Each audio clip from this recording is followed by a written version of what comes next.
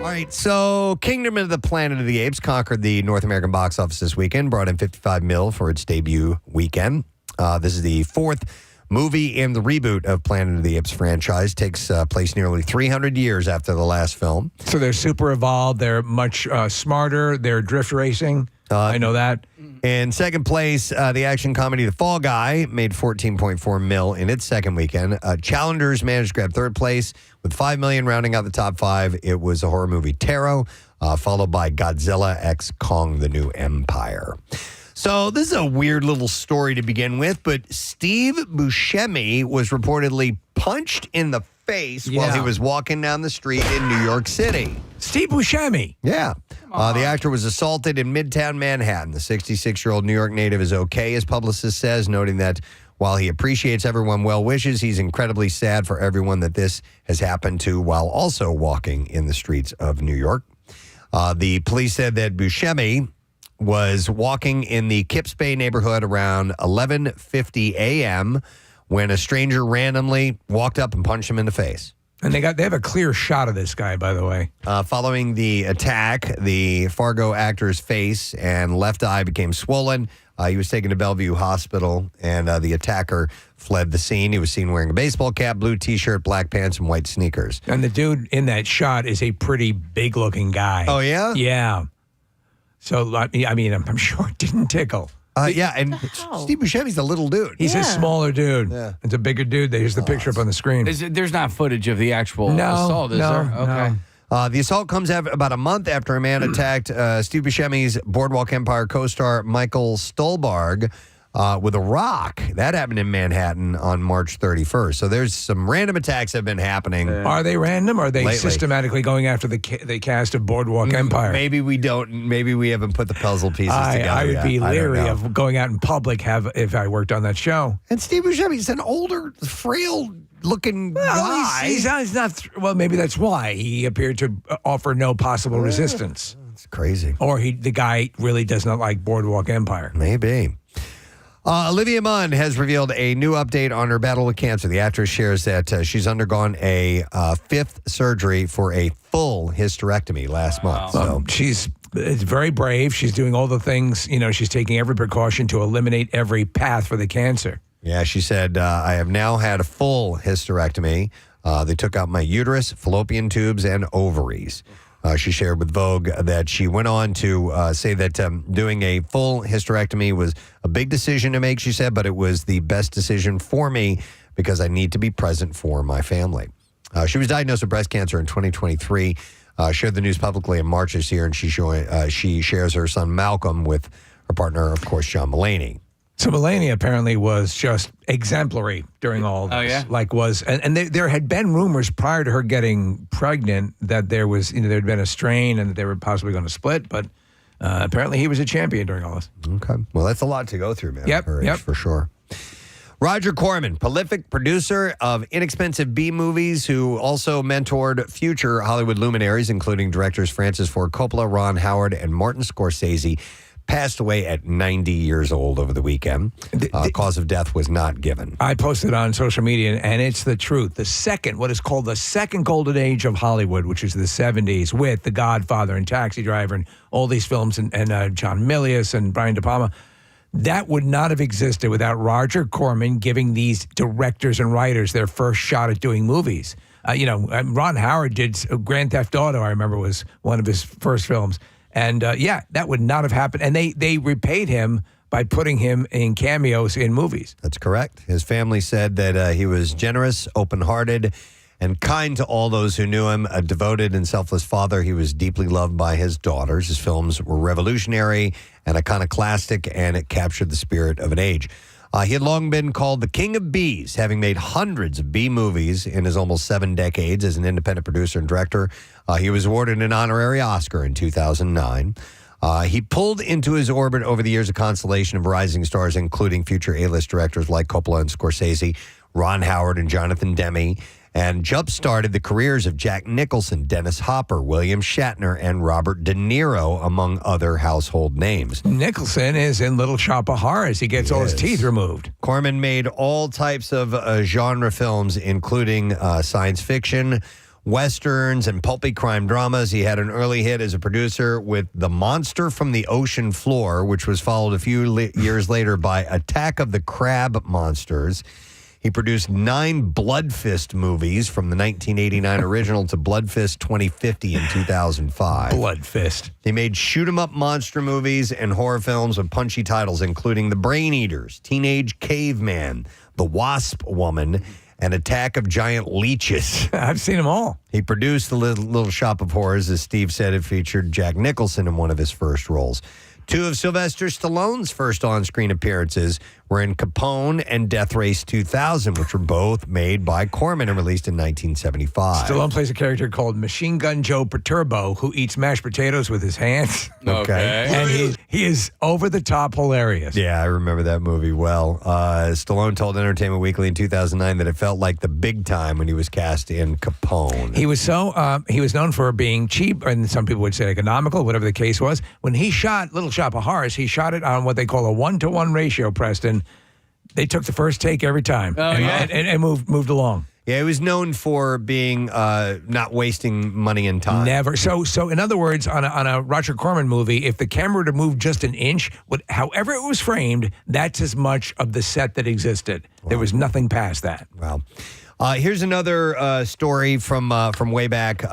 Susan Backlinie, who was the stunt person and actress, as a young skinny dipper out for a nighttime swim off the coast of Amity Island, and she became the shark's first victim in Steven Spielberg's Jaws. She passed away. She was 77 years old.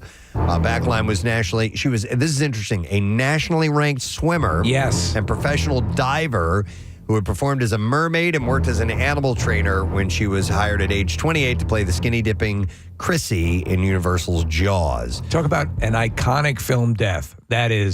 That set the tone. You remember when you first saw that, it was like, dear God. Yeah, Spielberg said, I didn't want an actor to do it. I wanted a stunt person because I needed somebody who was great in the water, who knew water ballet and knew how to endure what I imagined was going to be a whole lot of violent shaking. So I went to stunts to find her, and Susan was up for the challenge. The first thing she said that Spielberg said to me was, when your scene is done, I want everyone under their seats with the popcorn and bubble gum. And he said he had described how it worked. She had a harness on. There were 2 eye rings in it and wires that led to 2 stakes on the beach about 50 yards away. 5 crew were on one side and 5 crew on the other, and they basically pulled her. There was a ribbon hanging from the wire, and when it got to one of the stakes, they had to stop pulling, and then the other team took over and pulled the other way. And they wanted it to look like the shark was violently yanking her from left to right. So they worked on the scene for 3 days at Martha's Vineyard. He said that we would film anywhere from 6 to 7 in the morning until 9 because of the light. And she said, I'll tell you, I was exhausted at the end of the day. It was a very iconic scene. I wonder if she got to keep, because there is a scene, obviously, where they find her eviscerated body on the beach. I wonder if they gave her like her own arm or whatever. Yeah, because that's, when Richard Dreyfuss is holding up the arm with the ring still on the hand. They're not smoking here. I wonder if they still have that. Right. Chris Pine, I thought this was interesting. Is opening up about not landing a role. It was Ryan Atwood in the OC due to his bad acne at the time. In Welcome to the OC, in Oral History, which was released in honor of the show's 20th anniversary, the casting director, Patrick Rush, revealed that the Star Trek star did not get the lead part because of his skin problems. This is one of the best-looking dudes on the planet. Yeah, during an appearance on the Happy, Sad, Confused podcast, Josh Horowitz asked him if bringing up how he lost the role due to his acne was PTSD or a sour point for him.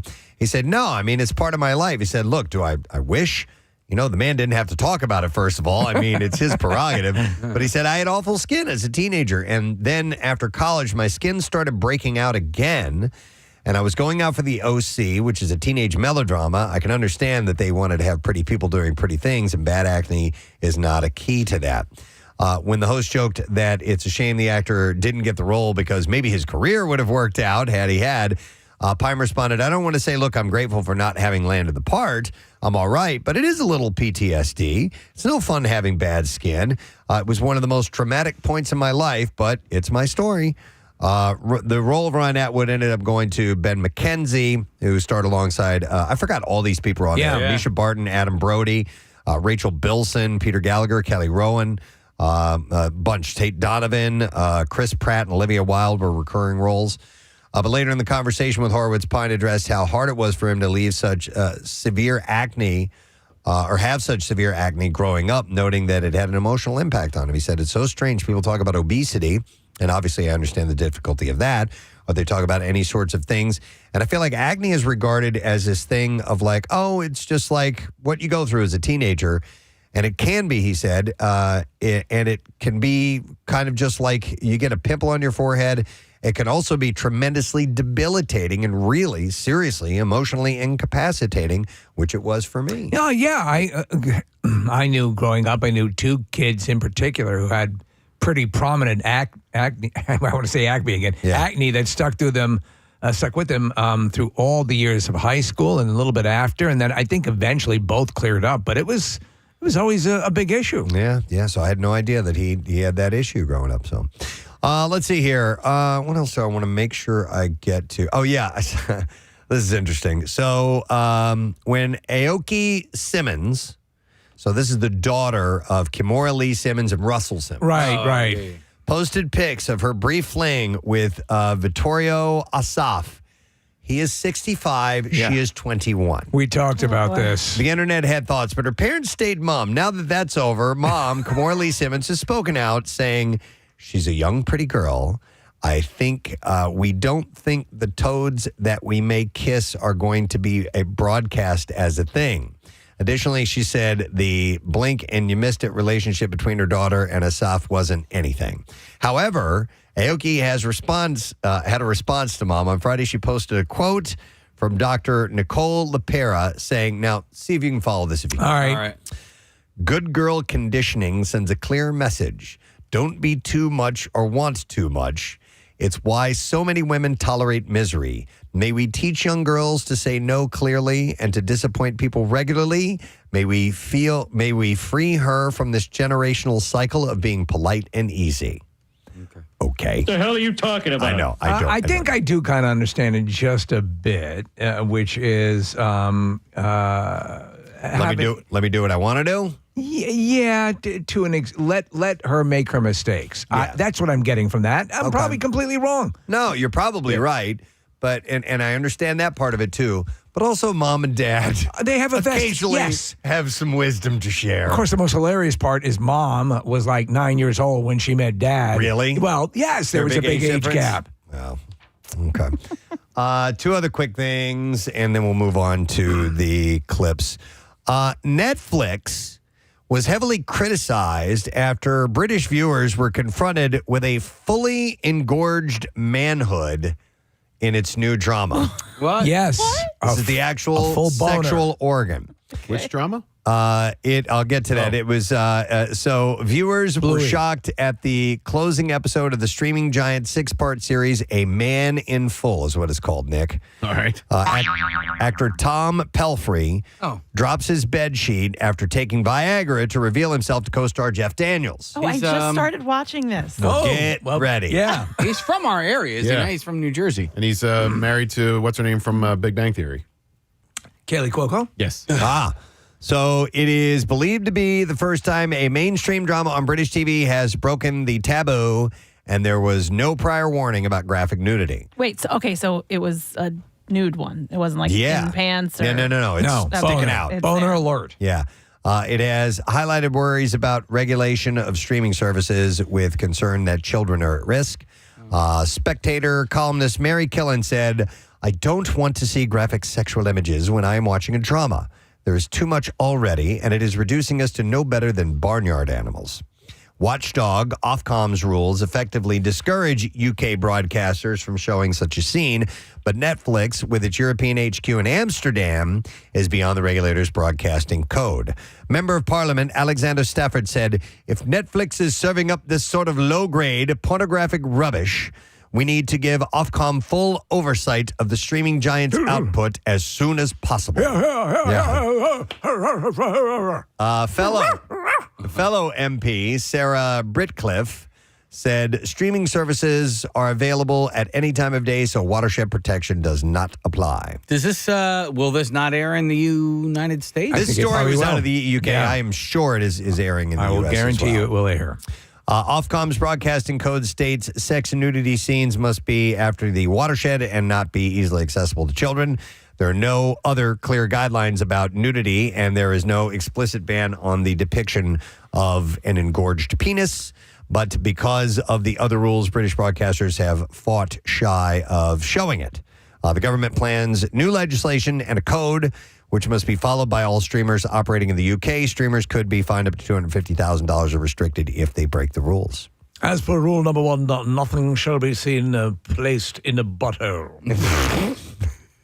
They go through the whole list. I mean, the whole list. Yeah. Don't they have like nudity on just regular TV in the UK? They do. I think after the watershed. The watershed, which used to be like the family hour here. You know, Right. they different times in which. Though I tell you what, man, they're playing light and fast with a lot of this stuff. You sit. I figured I was watching on may have been TNT yesterday. You know, middle of the afternoon on a Sunday, and I was like, am I watching a movie channel? You know, Really? Yeah. Huh.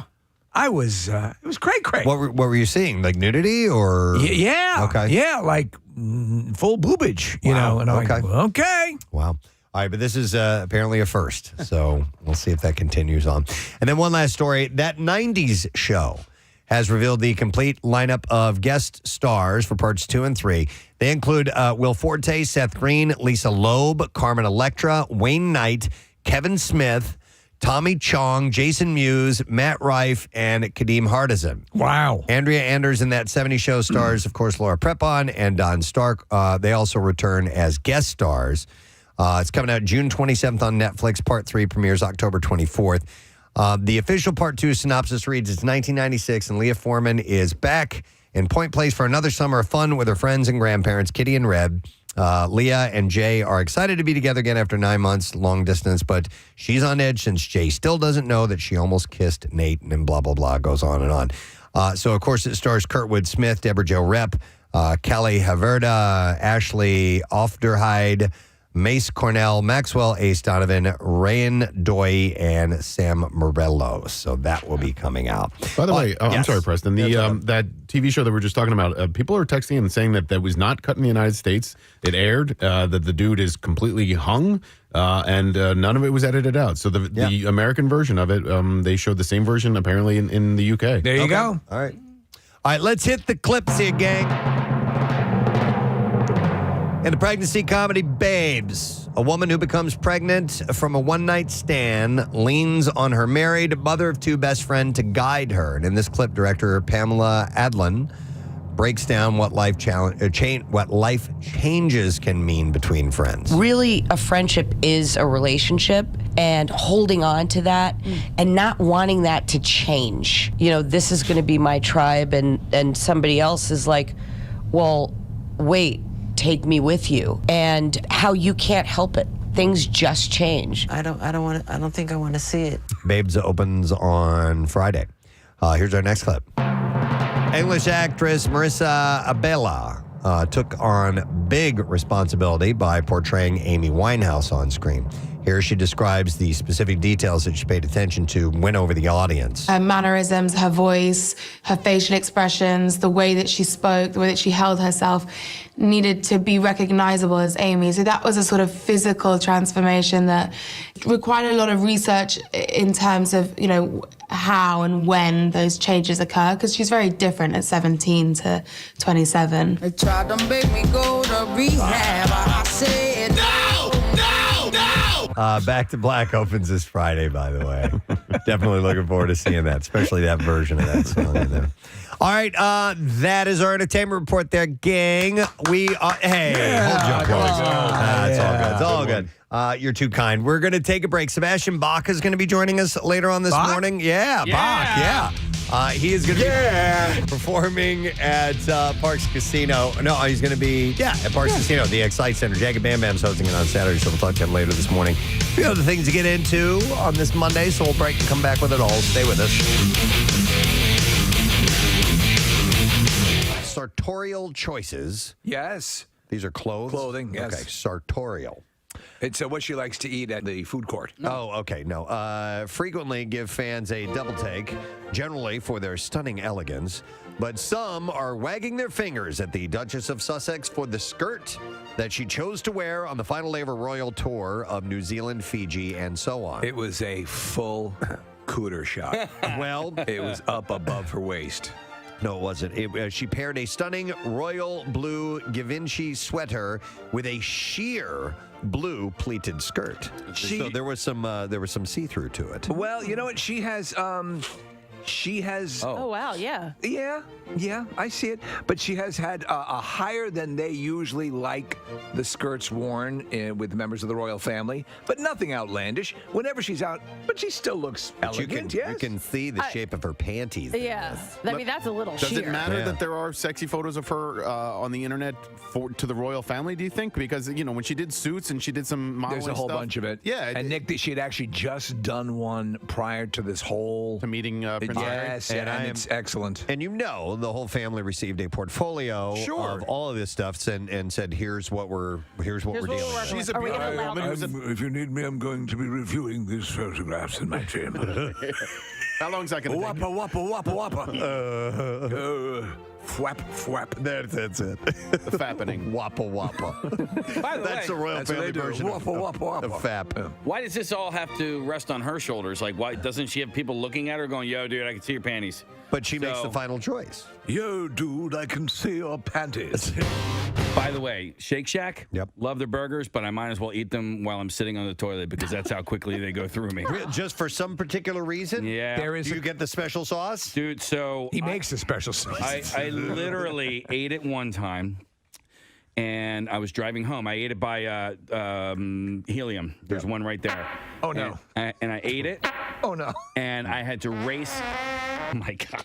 I'm trying to get home. I was trying to get home. Yeah. And it was late. It was probably like 10, 11 o'clock at night. I can make it. And by the time I got to about Route 1 on 76, I was like, there's no way I'm going to make it. So let me get to the radio station. Quick. Oh. Stat, right? Yeah. Got to the radio station. Couldn't make it to the fourth floor. I had to dump by outside next to the... Dude, wait a minute. Yeah. Did you take a dump You crapped outside of the building? I had to. How long ago was this? this morning? God. Kathy, I it was just- either that or in my pants. What do I do? Sometimes I don't know. Right? So I had to do it next to the...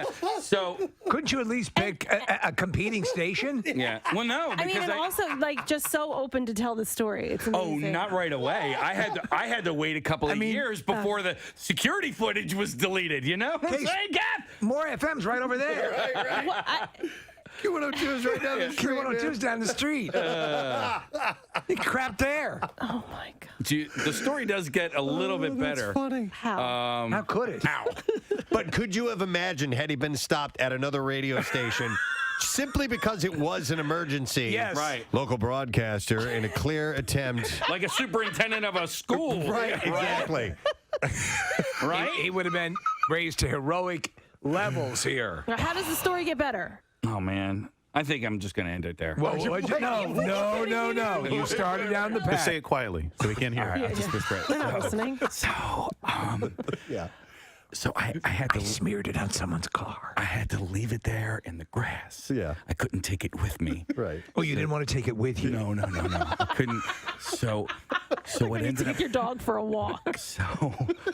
I left it there.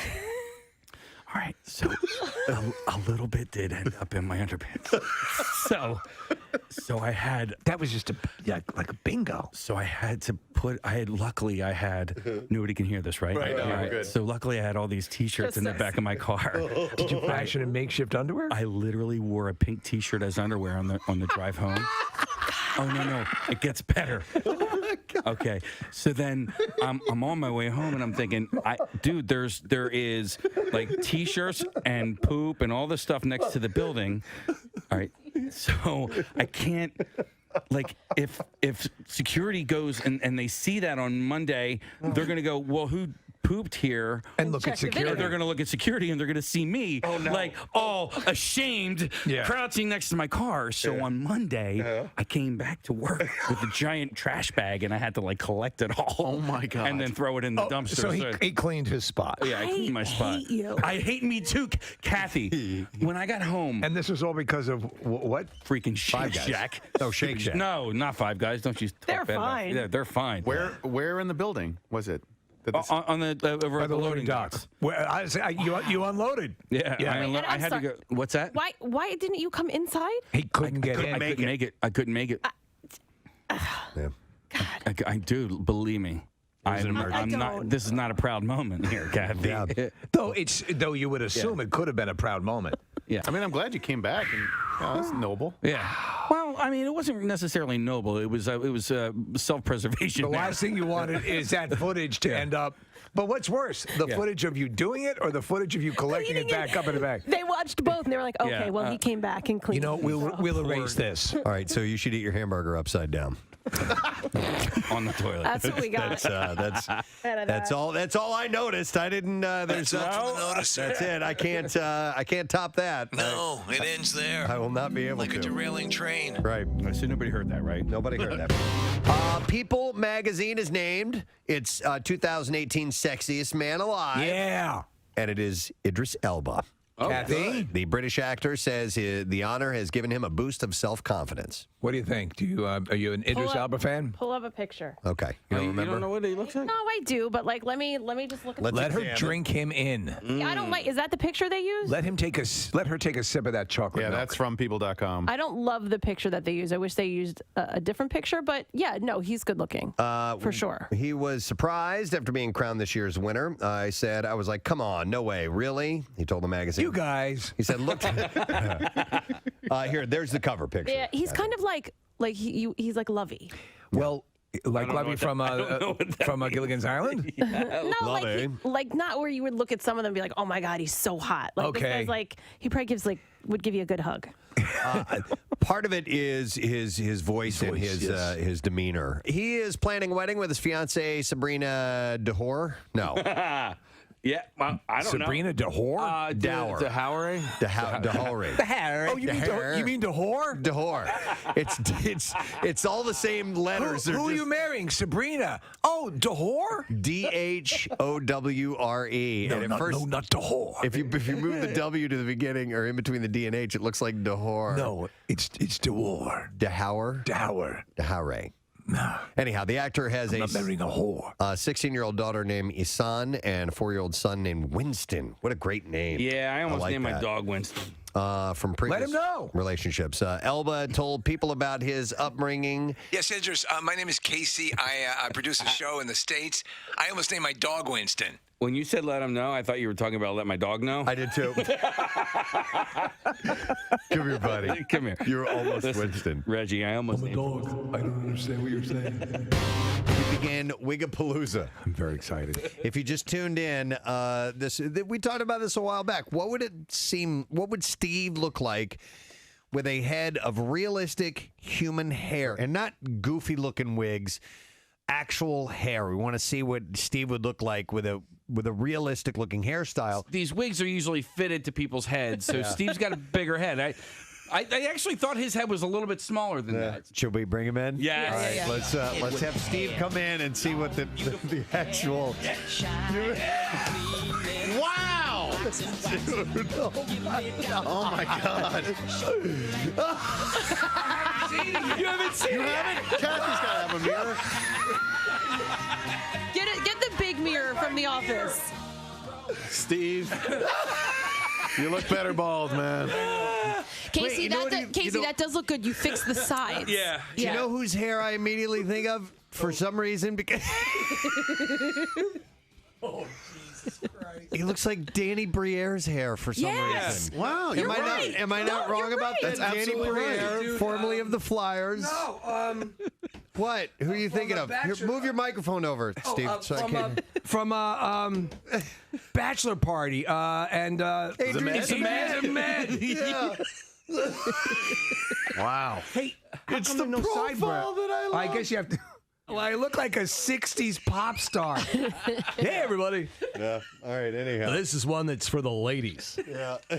It's what you call a panty dropper in the biz. Yeah, Steve, we need a voice with that That's right, wig. yeah. What is that the voice? I need you it. think, Yeah, or- I think that's kind of the name. Yeah. Yeah, And or kind of the voice. The back looks good too, like Does the the back look neckline. good? Yeah, the neckline. Yeah, the back looks real. Am I making you wet, baby? Looks totally real. Somebody says you look like Paul McCartney. Yeah. Ah, that's right. Yeah, absolutely. Somebody says Phil I know. Mickelson or Ralph Macchio. Well, a little Ralph Macchio. A little bit. The Karate Kid on Hard Times. And by the way, you'll need. Hey, Mr. Miyagi, how are you? You'll need. What the hell happened? There you go. Yes, Steve's doing the dance moves. And we'll put. I could walk you home. Makes me feel fine. Oh, Steve. The hair. Oh my God.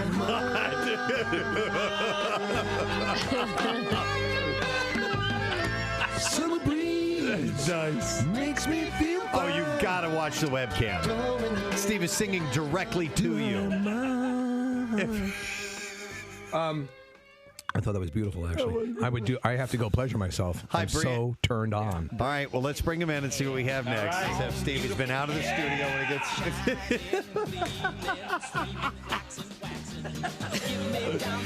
Okay. The color is better on this. Yes. I think actually you like. I like the dark. Hey, I'll help. You look like a stock boy a little Right, bit. yeah. I'll get that for you, Mr. Jones. What do you want me to do with the canoe? Just put it in the back. Put it in the back. I'll move that around for you, Mr. Jones. Hey, can I take lunch now? Every wig has to have a voice. Right, yeah. Hey, how you doing? Wow. My name's Toby. This is a Toby, right? Yeah, that's a Toby. Yeah. Toby. Is that Hi, what my it's name's called? Toby. Is that what it's called? Seriously? No. It's a Toby. Oh, no? Yeah. It intermatches with the Kunta Kinte. Well, what was the last one? What should that have been? That was the Danny? The Danny or Yeah. the Ricky. The Ricky. I like the Ricky. That was Ricky. With a song for you. No, it's It's Toby. Toby. Hey, Yeah. Toby. Hey, you need any yard work? You need help? Don, I'll do it. I'm 17. Should we do a new wig next? Yes, dude. Yeah, we only have Doctor wig. We only have two more left. Let's bring him in. Let's see Steve's third wig of the morning.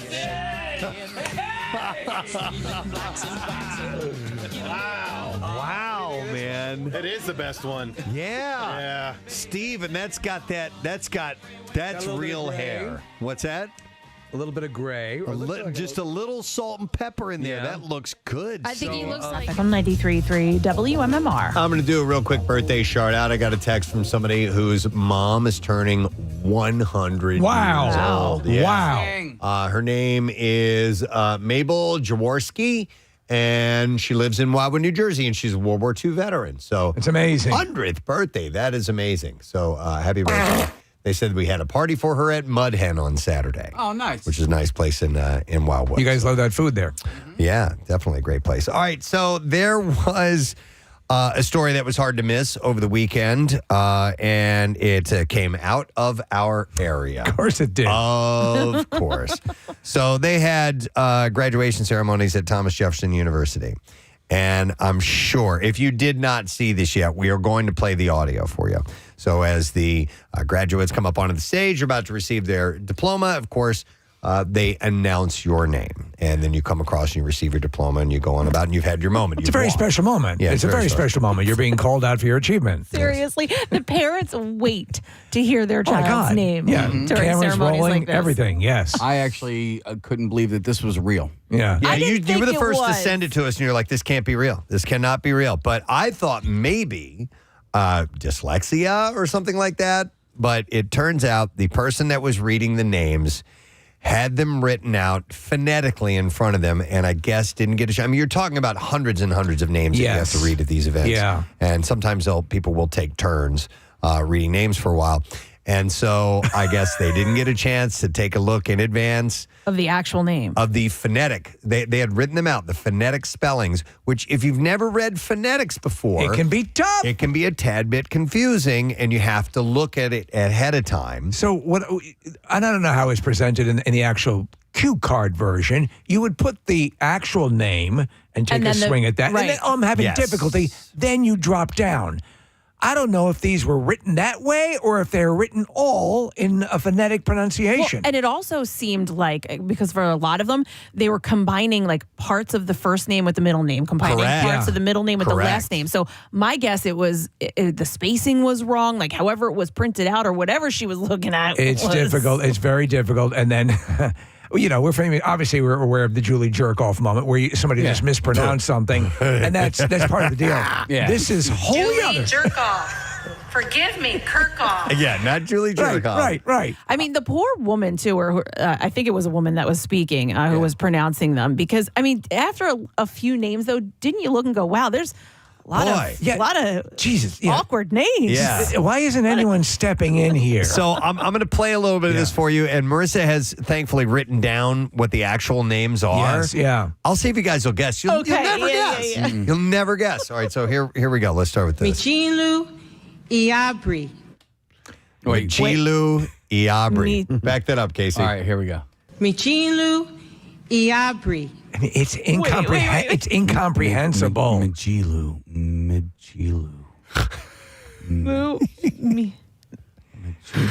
Iabri. Oh, my goodness. Forget it. I don't know. Megan Louise Aubrey. Megan Louise Back it up. Aubrey Oh my God. became what? Michilu Iabri. So Megan and Louise in there got mixed up somehow or another together. You know, I don't know. All right, here's the next one. Of course, everybody applaud. Majilu, everyone. Yeah. Is that Magiju? Majilu. Who's Majilu? Poor Majilu's parents. I just keep thinking of the parents because they wait to hear their child's name. Well, this is how, and is this going to be her nickname for the rest of her life? Majilu. Yeah. Absolutely. This is how nicknames are born. Yeah. Majilu. All right, here's the next one. Jasiku Lynn Bower. Wait, Jasiku Lynn Bower. Jasiku. Jessica?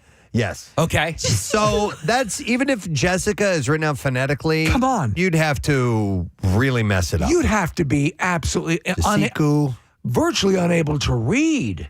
Just by accident, you would fall into that. So it's Jessica what? Jessica Lynn Bower. Oh, Jasiku? Back it up, Case. Yeah. Come on, Kathy. Jasiku Lynn Bower. Okay. Yeah, you guys, come on. You got the middle name Got and the last name Lynn close. and almost got the last name. Here's the next one. And round of applause for Jasiku. Jasiku. Yeah, Jasiku, everybody. All right, here we go. Aliyah Benamon. That is the closest one. Yeah, Aaliyah. It's Alina. Alina. Okay. In the ballpark. I think this woman has never read phonetics before. It has to be, because also for many, and the way that it's spelled out, they will take part of the name in all caps as a way to indicate that that's what the part you want to accentuate. And so it's a verbal minefield. And the actual name had to have not been in front of her. Maybe. I'm thinking there's no way the she name is saw. Al Dunder. I mean, you don't need phonetics for Jessica. No. For first names. For first,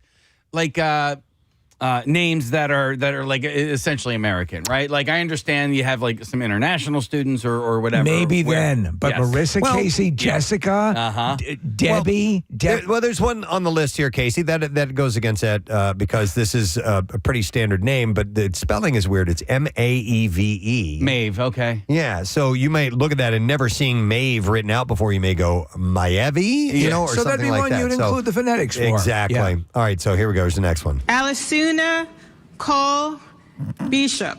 Alisuna. I'm going to guess Steve Daniels.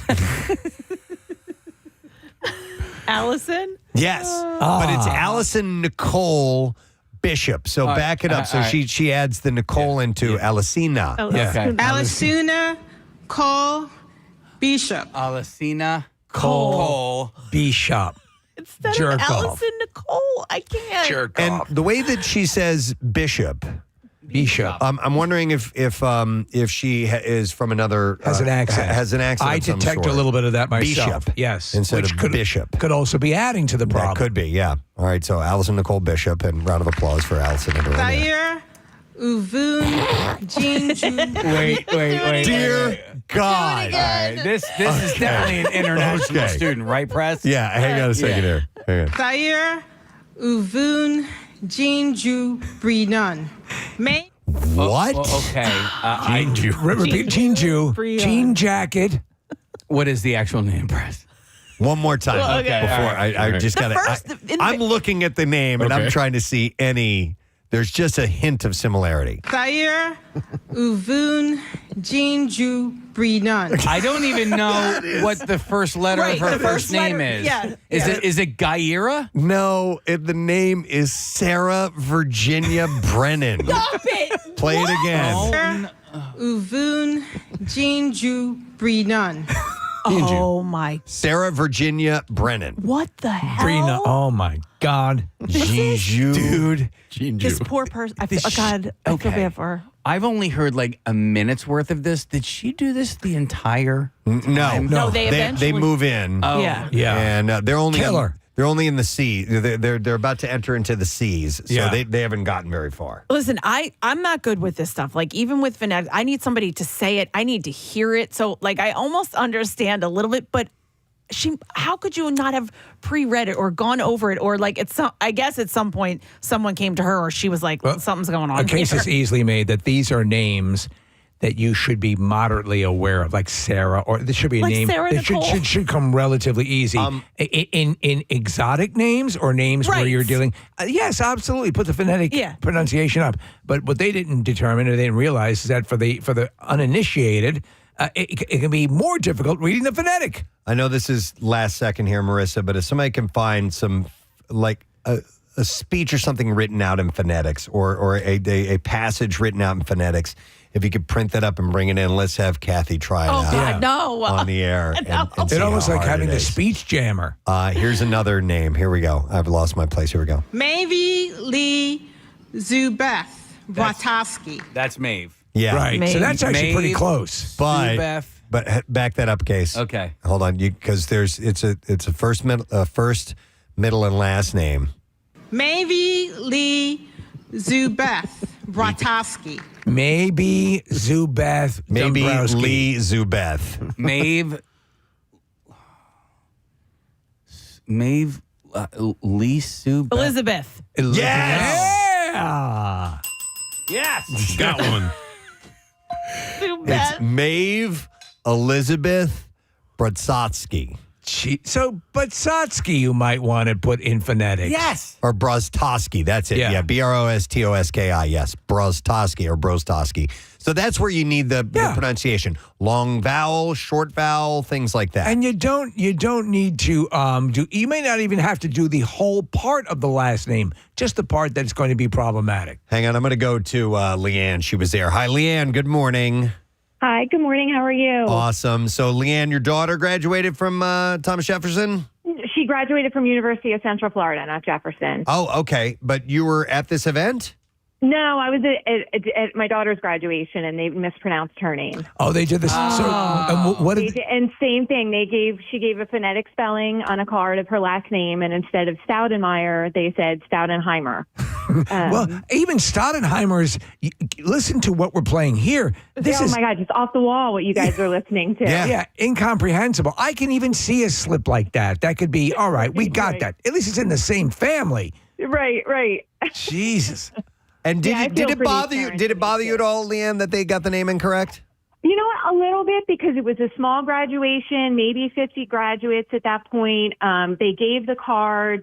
So in that moment, yeah, she's worked really hard, and I feel like you deserve that honor. They talk about, what a great privilege, and these kids have worked so hard. Like, it did in the moment. But, with this last name, my son grew up playing sports. We're used to the name being butchered. We laugh at it now. But yeah, in the moment, it was annoying. I'm sure you had cameras rolling and everything, right? Of course. Yeah, All right. So it's funny now. I just hope she marries somebody with an easier last An name. easier name. Yeah, like Yes. jerk off. All right. Thank you, Leanne. Thanks, Appreciate guys. You're the it. rock guys at everything. Oh, thank you for the Jose reference. I love it. My friend said that there's a Thomas in there, I guess, in this audio, and that's the name of the school, Thomas Jefferson. And It's the last one we have here, so we'll get to that in just a second. Let me go to, hang on, Chris's wife graduated from Jefferson. Hi, Chris. Good morning.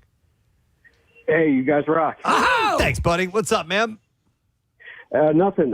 So yeah, my wife actually graduated this time. I was actually there. and this is 100% real. And as much as I want to defend my wife's school, everything that you guys said, I can easily prove wrong. Like when Casey was saying that, or no, Kathy was saying, like, you know, they must have not have had the real name in front of it. I've seen my wife's card. It has her actual name at the top and then the phonetic spelling at the bottom. I think she just didn't. I think she just ignored. Yeah, the it real name. had Probably. to be because again, and correct me if I'm wrong, Chris. These are kind of standard names that anyone would have at least a basic working knowledge of pronouncing. So the only way would be if you defaulted right to the phonetic spelling. Yeah, and the way that the phonetic spellings are, like all the syllables are like kind of scrunched together, but still, I mean, it's just the way that she butchered it was really bad. Yeah. So, I forget, somebody said that, like, you know, she may have been like had an accent. No, she actually apologized after she switched her out, and it was perfect English. No Perfect accent. English, Wow. no accent, and so people were were people there tangibly pissed at what was happening? Oh, the groans and the laughs it was cringeworthy. It was really bad. Yeah, I think if you drop a load of cash on your kids' college education, their moment to walk, where they're going to get acknowledged, if they become Gucci Booty Babooty Bay or something like that, it's going to be, what? I guess so, but I mean, I think this is something you'll be able to eventually. It's not the worst that's going to happen to your life, horrible. but still, you kind of try to take every precaution to make it that special thing. It's hilarious. Oh, absolutely, and I think really what it is that, like, a lot of them were really mad, and a lot of people were actually leaving after their names were said because it was done so badly. But now I think everyone's just like, oh, this is going to be a good conversation. It's a moment in time, forever. Yeah. I mean, and Chris, by the way, what is your wife's name? Jamie Lupica. Jamie Lupica. All right, so Lupica might be one. By one. the time it got to her name, they had fixed it. Okay. So you can put it in this perspective. Would anyone have remembered the graduation of Julie Kirkhoff? No, never. No. Nope. Not until that moment Nope. And that now brought we us have this. Julie Jerkoff. Yes. Forgive me, Kirkhoff. All right, thanks, Chris. Appreciate it. Congratulations to your wife, by the way, bud. Thank you very much. Have a good one, guys. All right, I'll see you later. Oh, my God. All right, let's play a few more of these because this is just priceless. All right, here's the next one. Victoria Lee Zubeth Ross. The Elizabeth is throwing her off. That's big time, two Elizabeths in a row. Oh my God. Victoria Elizabeth Bruce was that one. We only have 3 more names left. Here we go. Alina Zubeth Camp. That's another middle name, Elizabeth. Yeah. Elizabeth. God, But Melina is Molly. No. Molly? How? So I guess Molly Elizabeth came next. She's leaving off the Elizabeth part because it's Zabeth. And her last Isabeth. name. Her last name is a one syllable. Name. Let's see if she gets that right. Okay. Camp. Okay. All right. Back that whole name up again. So that's Molly Elizabeth Camp. Alina Zubeth Camp. You can hear the people laughing in the background. Melina Zabeth. Because they're And if all you following as well. I mean, if you have a program, you're following along in the program, reading these And if you names. see the video, like some of the graduates, these people, the one girl's face, she was kind of like she stopped, like her head tilted, her eyes got big, and she just smiled and took her diploma. Is it me? Is this my diploma? Me? This says bingo, bango, bongo. I wouldn't even know if it was me or not. Like if somebody pronounced my name like that. We have another one. We have a couple more to get to, but real quick, I want to go to Mara on the phone line. Mara, good morning. Hey, good morning, everyone. Gadzooks. Gadzooks. All right, so you graduated from Temple, right? I did. In 2015, I was a what they call a super senior, so I struggled a little bit during college. Oh, So Nick this knows is my about that. I was a super senior. Walk across stage, and I was waiting for my name, and I heard my maiden name was Mara Uppelman. I heard Maru U Fellman. I just stood there. I'm like, I don't know who that is. Maru? Maru instead of Mara. Yeah. At what point did you bring it to yourself to actually step forward? They told me to walk. they were like, go. Go! That's not my Maru! name. What are you doing, Maru? And I was like, that's me. And I just walked across the stage with a big dumb smile on my face, got my diploma, and walked across. All right. Ladies and gentlemen, I have to apologize. I don't know what got into Maru. So how did you feel about that afterwards? I felt a type of way, definitely. Yeah. I, worked my butt off to get there, and then to hear Maru, I was like, oh, you got me kidding me. Wow. I wonder if in this Mara. case, and I don't know if I've heard no, suggestion this might be, take the people who didn't get who got severely butchered and just set up something so that they can get their moment that way. I don't even know if anyone's asking for it, but I wonder if they'd even consider doing something like that. If they would do what? I'm sorry, Marissa. like reread these names of the Right. people that, corner of the stage. It's not going to be the same. Yeah, thing, it but won't be maybe the they at same. least offer it to them. like the big graduation, everyone there. To the next one, if they want to, then the next time they do it, redo it and allow them to go up on that particular graduation ceremony. I don't know. I don't know. Marissa brought in a phonetic transcription. Okay. Of the for Kathy to read. All right. Of the Panini wiki page. Panini wiki page. No, Yes. there's no. I couldn't do it. Really? It looks like a different language to me. This. Here, let me try it then. That? Yeah, I don't know. I haven't looked at it yet. You want to try reading some of it? Try it. Yeah, come on. Go ahead. Panini is Alsui. Tarp. Hang on, she's giving up. I'm literally like the lady. Do it with the speech jammer too. So this is using. I got it. When you see a definition and the pronunciation is in parentheses, yes, and it uses all like schwas Right. and things like Yeah. that, All little these- little symbols. This isn't quite the same as phonetics, Marissa, but thank you. It's dictionary phonetics. Yeah, as opposed to spelling out the words. Attention, S-H-U-N. Yes, yeah, exactly. Yeah, yeah. Like you would see, like in a dictionary, or like if you go to dictionary.com. Like Nick will do that for me sometimes with last names of some of the sports players, Yeah. which is helpful. Or the Shut up. hockey, Shut up. the hockey team from Vancouver. Yeah.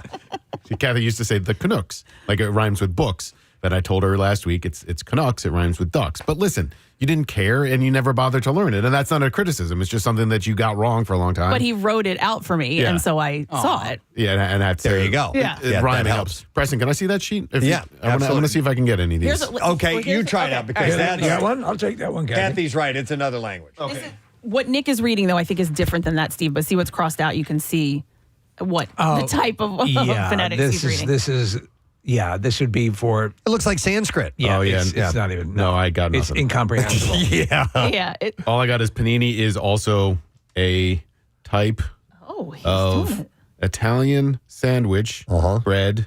Yes. Baked. Yep. In I have the You're doing it. translation here. You're Baked doing in- it. You're doing it. Baked in small loaves. Yes. So There you go. So there you go. I don't know. The next three are confusing to me. So that's that? Yeah. It looks like oat. Nope. So that's something. I don't know. That's all I have to say about that. That's all I have to say about that. All right, we're moving on. All right. But good work though, Nick. Juiced. I'm gonna play. I think we have two more left here. Juice spread. All right, here's the next one. Let's see if we can guess what this is. Allison Care Camp Bull. Allison Care Camp Bull. Campbell is the last Yeah. name. Correct. Nice. Allison Campbell, but the middle name is Carol. So back that up, Case, because where does Carol get lost? Care Camp. Just care. Yeah, no, No Carol. Okay. This person doesn't know how to read phonetics. Or, yeah, I don't know. I don't know. I don't know how you could not read. Again, it must have been all that was in front of her, all that she was choosing to read was the straight phonetic translation. Because how could you look at Carol and not be able to read Carol? Yeah, the one caller said that you know the actual name is on there too. She must have just been skipping that and going right to phonetics. All right. Allison All right. Care Camp Bull. All right, here's the last one. Tom May. Oh. Wait, what? Did you hear him in the background saying Thomas? Thomas, you idiot. Back it up again. All right, here.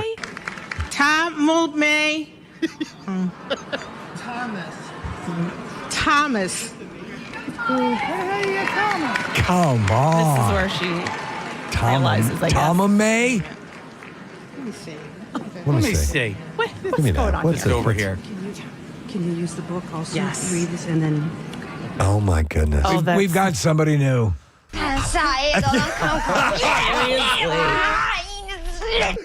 Nell reads Yeah. the y'all gone? What? We're looking for Nell B. Tai. 你要变太太，爱手蛋糕，这个手，爱手蛋糕喂，来太太 for Neil， Thomas. I bet you it'd be a better. Yeah. 来太太 for Neil， Like a lot of 阿 these 当拍 schools, 什么事来？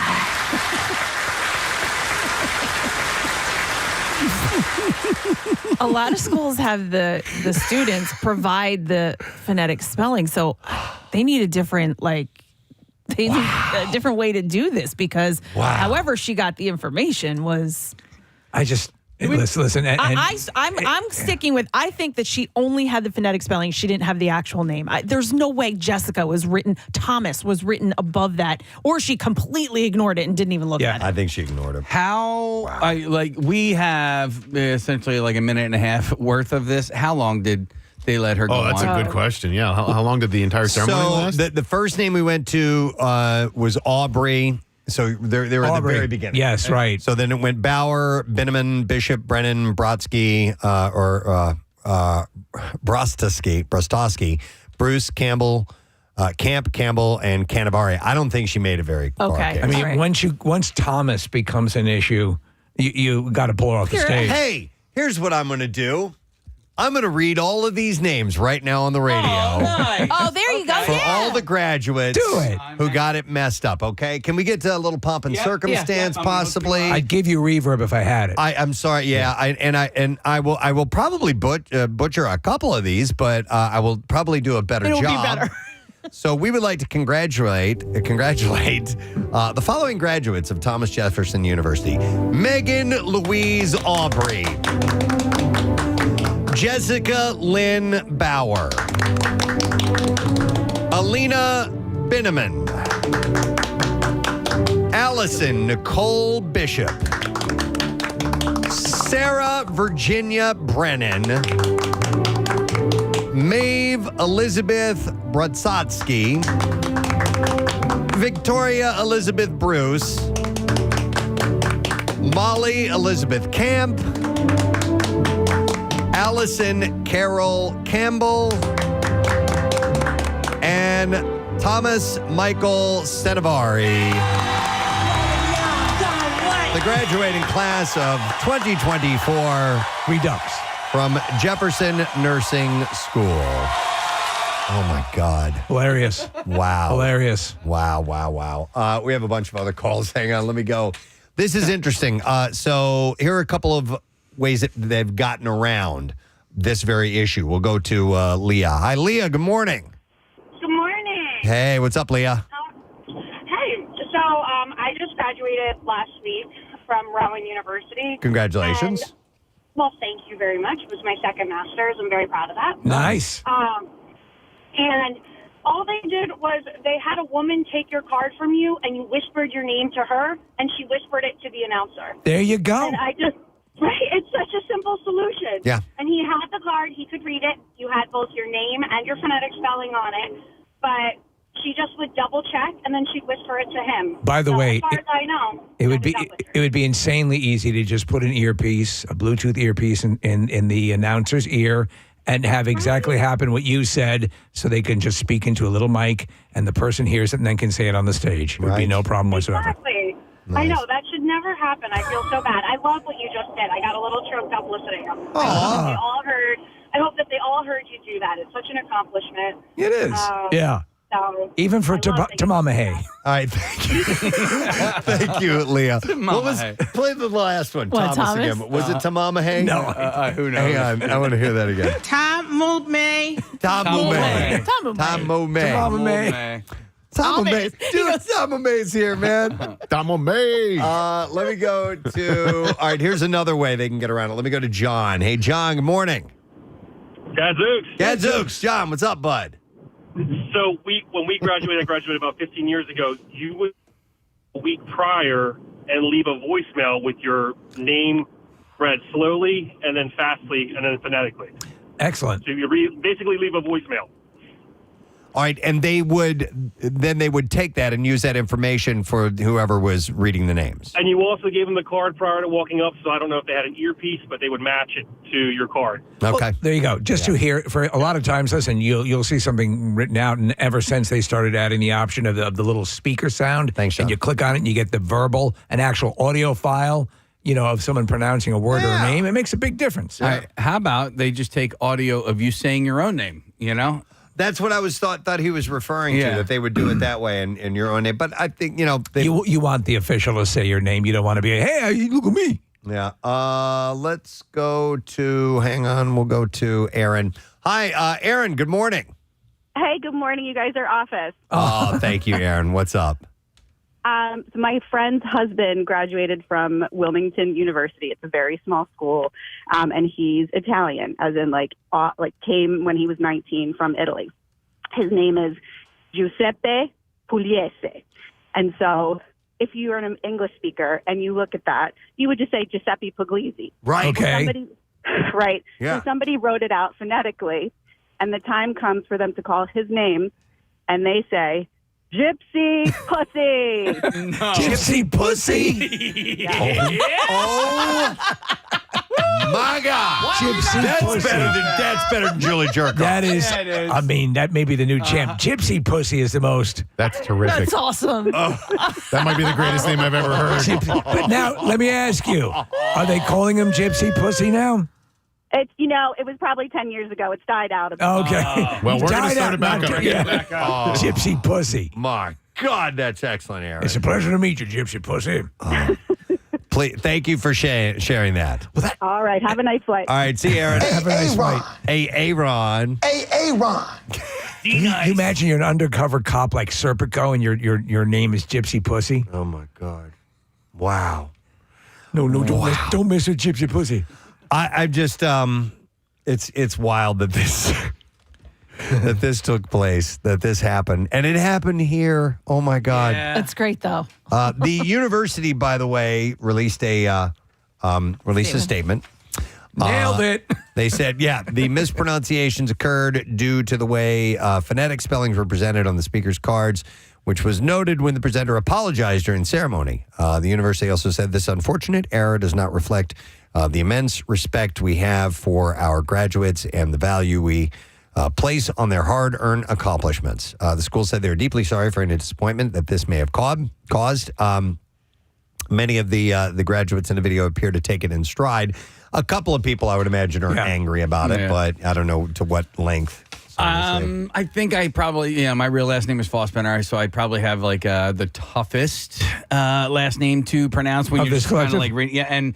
and our principal in the kids' grade school has pronounced my last name differently every single time she has ever said it, and I don't think she's ever said it the right way. All due respect. I'm going to say Nick McElwain's probably a lot gets it. harder. Oh, yeah. Yeah, Okay. people mispronounce my last name wrong all the time. McGilwain. Yeah, McGilwain, McLuhan, McAleen. Yeah. Sure. What the F is mine. People just look. It's Steve McWhatTheF. Now- But people look at my name and they just they give up 3 or 4 letters in. Are there times when you don't correct? Oh my God, all the time. Okay, all right, I wasn't sure. You just give up because I'm so used to it, and I've dealt with it my whole life, and so is my dad, and so my brothers. So You at some probably point, say, do I want to go down this path right now? I don't have the time. phone calls especially, but yeah. Yeah, I mean, Rochelle gets Rachel all the time. Her name is Yeah. spelled Rachelle. And we just were like, it's Rachel. Right. Whatever. Andrea It's fine. Andrea goes Depending by on who it is. Andrea, but people say Andrea. People mispronounce names incorrectly all the time anyway, and sometimes you just roll with it because you don't care, you don't feel like fighting it. Yeah. Oh my God, this is classic. I mean, this will live in the pantheon of mispronunciations. I mean, because it's one after another after another after another. I mean, just way off the mark. I mean, literally Tamame. incomprehensible. I mean, tamame and And then a gypsy pussy joining the ranks that began with the legendary Julie Jerkoff. It's a good Monday. Yeah, it is. I agree. Yeah. Wow. All right. Well, yeah. Well, congratulations to all the graduates out there. Absolutely, Yeah. without question. We're very happy of your and proud of your accomplishments. So good luck to you. All right, we do need to take a break, so we'll come back in a second. We'll get to some bizarre file stories. Make sure you hang out for that and more. Coming up, Sebastian Bach will be joining us on the show later on today. So we'll be back in a minute. Stay there. I'm ready for the boardroom and the bedroom. I think Richard Gere, maybe. She said she gave me 3 options: Richard Gere, Regis Philbin, and Eddie Munster. What? With the 3 hair. Well, the one style we had going at first, he looked a little like Eddie Munster. It's all sewn Do I in. look like in the Cialis commercial? I say the man with the plan. Yeah. You do look like the man with the plan. Yeah, putting some more wind in my sails with Cialis. Oh, is this the voice? Yeah. What's Kids, we're gonna go mountain climbing and rappelling. And I can get aroused too. What's a good name for this hair? It's First gotta thing be a that comes to your doctor. mind. Chet. Yeah, that's good. I like that. Chet Wainwright. All right. Dr. Chet Wainwright? Yeah, Dr. Chet Wainwright. PhD. Yeah. What are you, a doctor? Not DDS?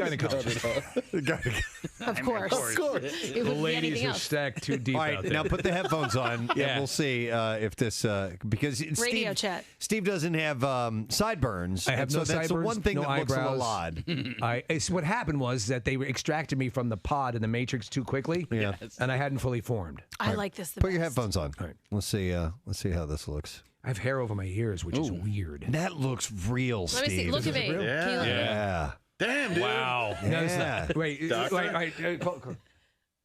Say, hey, Steve. Hey, Steve. Oh, wait, no. Sorry, you got to do it. Dr. Chet Wainwright. Hey, Chet. Right? Yes. Yes. All right, do it again. Boys, all right, ready? Hey, Dr. Wainwright. Can I help you, ladies? Oh my God. I think we got a yeast situation. Casey wanted me to play this music. All right, so It's an African American wig. Oh, are you serious? Yeah. It's real hair. Yeah. It's real hair. I mean, it's like a $1,500 wig, and this particular wig is going to a politician. All right, somebody who's running for office. So it's a short crop. Okay. You know, it's a short crop. All right. Yeah, just take a look-see. All right, Superfly, come on in. Let's take a look and see. Yeah. Yes. Oh, dude, Steve. Oh, Out of sight. Yeah. That looks real. It looks pretty real. I think this looks the realest. Apparently, I would be a really good black dude. It's a tight curl. You know what this reminds me of, though? And see if this frames for you a little bit. Like Mr. Brady. A little bit. A little Mr. Brady in the latter part of the series. Okay. Sort of what they would call an Isro. Yeah. No, you know what it looks like? It looks like my friend Nolan, who's Jewish. Now, Peter, Bobby, someone broke that vase. All right. So, other than the Brady affectation, what kind of can you need to look at yourself in the mirror? Yeah. Take a look and see what name, what voice, what your style is going to be. Wesley Python. You like that? Yes. I love the name, Wesley Python. My name is Wesley. Yeah. Wesley Python. So are you kind of? Then they're kind of like a Billy D. I'm like a Billy D. Okay. I'm like a malt liquor drinking. All right. Wannabe. Yeah. Smooth. Wesley Python. Smooth. Yeah. I go down like my ladies. Hang on, I want to try something else. Yo, Wesley.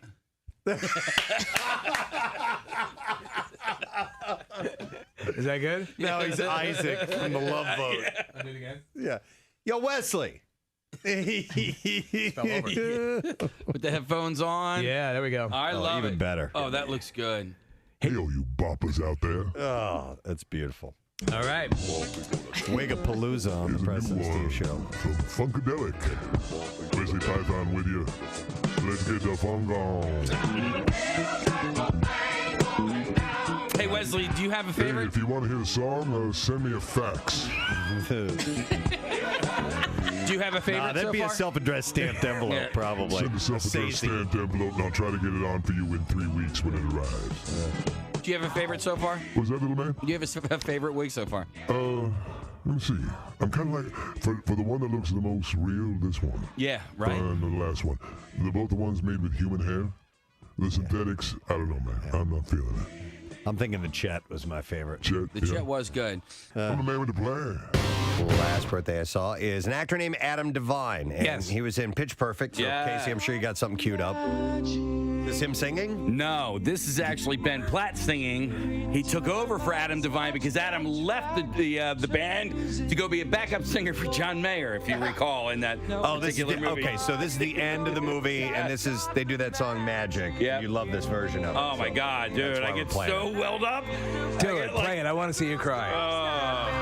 He went on. He also had a role on Modern Family for a while. Correct. Okay. Yeah. I like him. He's good. He's very funny. Good, cool, comedic actor. He was also in a movie that I like a lot, The Intern. Yep. And he was in Why Him. He's been in a whole bunch of stuff. So here we go. All of it, man. Like, it just builds to a crescendo, and these guys, and then the Barton Bellas, and I just get so happy. Yeah, no, I hear you. There's also a scene in Madagascar 3.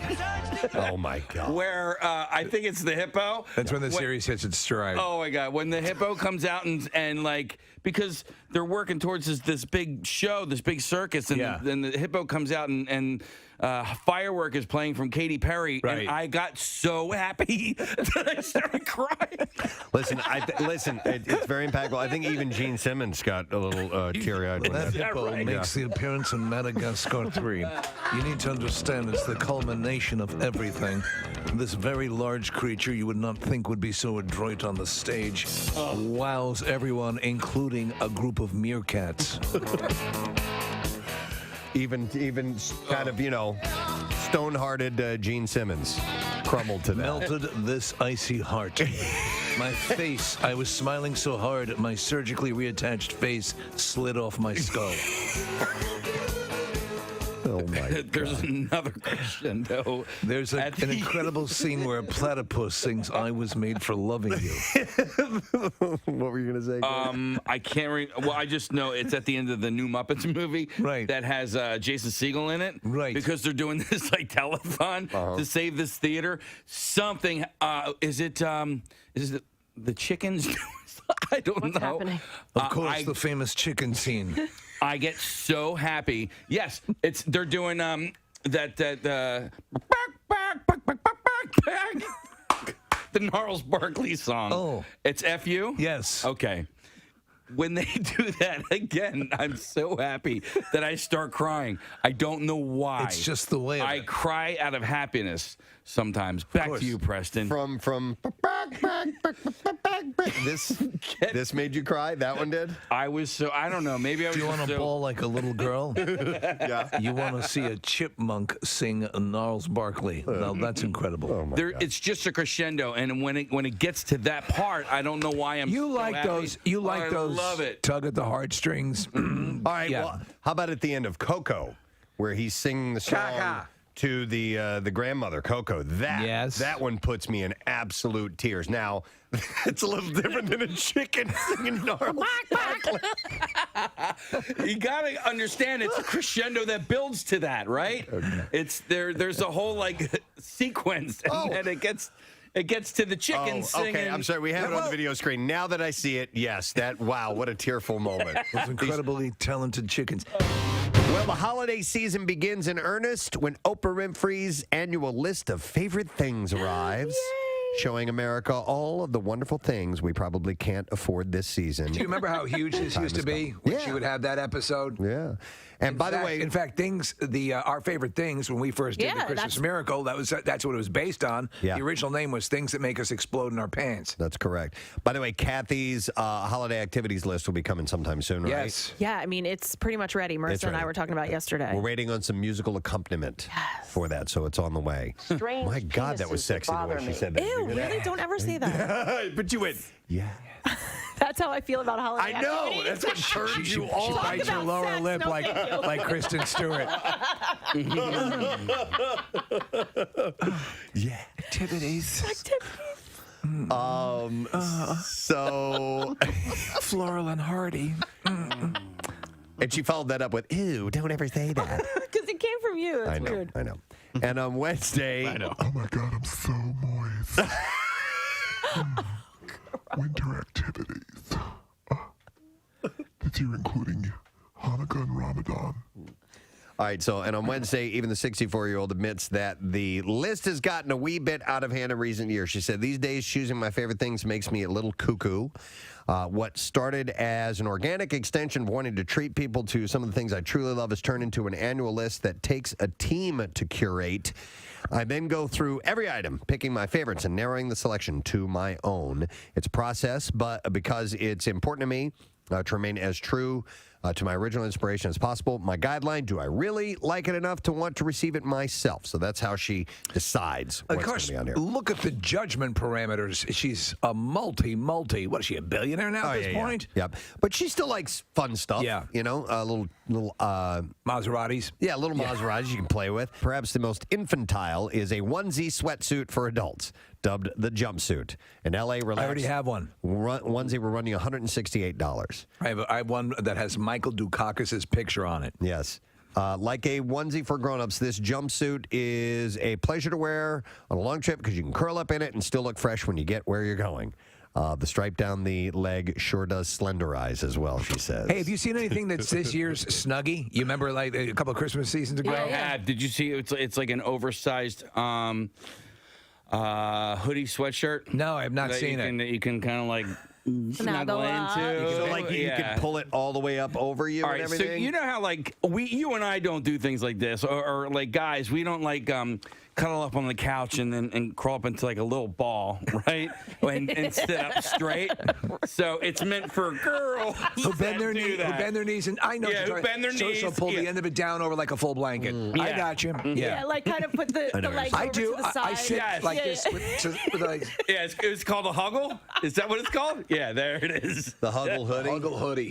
Case, go do it on our couch. I can. I'm not flexible enough to do that. I can't bend my knees up like that. I do pull my arms into my shirt from time to time, though. Yeah, you do in meetings sometimes too. Yeah, when I found out on there are a couple things. The hand tuck under the thighs as you're sitting there. Yep. I like to build a pillow wall along my sides to keep airflow at a minimum. Right. And when you really want to get in cozy mode. Yeah. So that way I can sit down and fall asleep during the shows I'm watching. Yeah, right, exactly. Case, this looks like a good idea for like maybe 3 minutes, and then I just start to sweat and like would not be able to get out of it. I'm stuck. I'm dying in here. I bend my legs. I'm stuck. Kathy's like got the collar. I can't breathe. Holy Jesus! I need water. Start having a panic attack. Yes. I love when you go. I can't breathe. I can't breathe. So those are Oprah's, some of her favorite things this year. Okay. What about the $1 billion? Is that one of her favorite things? No. Please welcome the one and only Mr. Mickey Hart. Yay! All right. Morning, okay. Wow, I love the way you did that. Well, thank you. I love the way you're that was really great. You had rhythm. You had rhythm. See? Thank you. You know, who could ask for anything more? Let's get right into that. I love that you love rhythm so much. It's a huge part of your life. It's everything. Yeah. It's not melody and it's not harmony, but it certainly is rhythm. You were exposed to percussive instruments and rhythm early on. Your dad was well known and well respected. And I wouldn't go that far. He was a musician? And that's your traffic on 93.3 WMMR. All right, thanks, Kath. You want me to announce this case? Yeah, we got a new one. We have a new big friggin' deal, so we're going to put this out there. There's always such great savings when you go to WMMR.com and type in the keyword deal. A lot of the stuff is half off. So this week's big friggin' deal, you get a $100 gift card to New Jersey Motorsports Park for $50. Come on. That's a great deal. So it's in Millville, and you can experience high-speed thrills with arrive and drive go-karting plus axe throwing, and a wide-ranging menu at the Finish Line Pub. So there's all kinds of stuff for you to do there at the New Jersey Motorsports Park. Sounds cool. $50 and you get a $100 gift card. So do that now, WMMR.com. We usually have a new one every week, so that's something you should check on Mondays. and see what the new deal is and dive right into it because some of them sell out. Do you think they have go-kart axe throwing? That would be really cool. Yeah, because you'd be going really fast. And the momentum would be pretty firm. Yeah. So, yeah, maybe so. I don't know. We'll have to look into that, see if that actually happens. All right, Bizarre File time. Here we go. WMMR presents Preston and Steve's Bizarre File. Brought to you by Sequoia Outback. You can get inspired as you cruise through 3 floors of decking, pavers, outdoor furniture, umbrellas, and fire pits, all staged in the largest outdoor showroom in the country. Route 309 in Hatfield. All right, here's a bit of a follow-up story. A man who became famous after a dress bought for his wedding, quote, broke the internet, has pleaded guilty to endangering his wife's life after admitting to strangling her. Oh, man. Keir Johnston pled guilty to the attack at the High Court in Glasgow, Scotland, and was remanded in custody until a sentence is passed next month. So Johnston and his wife Grace found fame when the mother of the bride wore a dress that caused a global debate over its true colors, black and blue or white and gold. And it turned into a social media storm when Caitlin McNeil, a guest at the wedding, first shared the image on Tumblr, appearing to help in solving the color dilemma. Celebrities including Kim Kardashian and Ellen DeGeneres were caught up in the debate, with the latter inviting the couple to her talk show where they were given $10,000 in a trip to Grenada. Oh, the good days. However, the court heard that at home, Grace Johnston feared for her life. Johnston turned on his wife at their house on March 6th of 2022 and threatened her, saying someone is going to die. Chris McIntosh, the prosecutor, told the judge how Grace Johnston lived in fear of her abusive husband. He said there is no permanent police presence on the island, and she was in a situation where she felt trapped. So they lived on an island. What a friggin' nightmare. On the day of the attack, Johnson was drinking at a pub and sent several messages to his wife, one reading, "You should support me, but you do not." When Grace returned home, Johnson woke up and announced that he would be leaving her. The couple went outside of their cottage, where Johnson grabbed his wife and threw her to the ground. According to the report, he placed both his knees on her arms, and she was unable to move. He then began strangling her with both his hands. She was initially able to scream and fear for her life and believed Johnston intended to kill her, as he was very forceful. Despite sustaining several severe bruising from the attack, she did not require medical treatment. The defending lawyer said Johnson had accepted responsibility for the assault, and they denied him bail and placed him in custody. He's being sentenced on June 6th. I mean, talk about a complete 180. Yep. Absolutely. All right, in Florida, a man's ill-fated attempt to take a joyride on a boat that he didn't own ended in a watery mess off the shores of St. Augustine, prompting a flurry of activity on social media. Anthony Terry found himself in hot water after allegedly stealing a woman's $100,000 boat. The boat, now afloat but listing heavily, became a viral sensation on Facebook with images of its accident spreading rapidly. Describing the scene, one witness said, "He approached my daughter and her boyfriend in his underwear with a boat bumper tied to his arm, wearing an ankle monitor." Hi.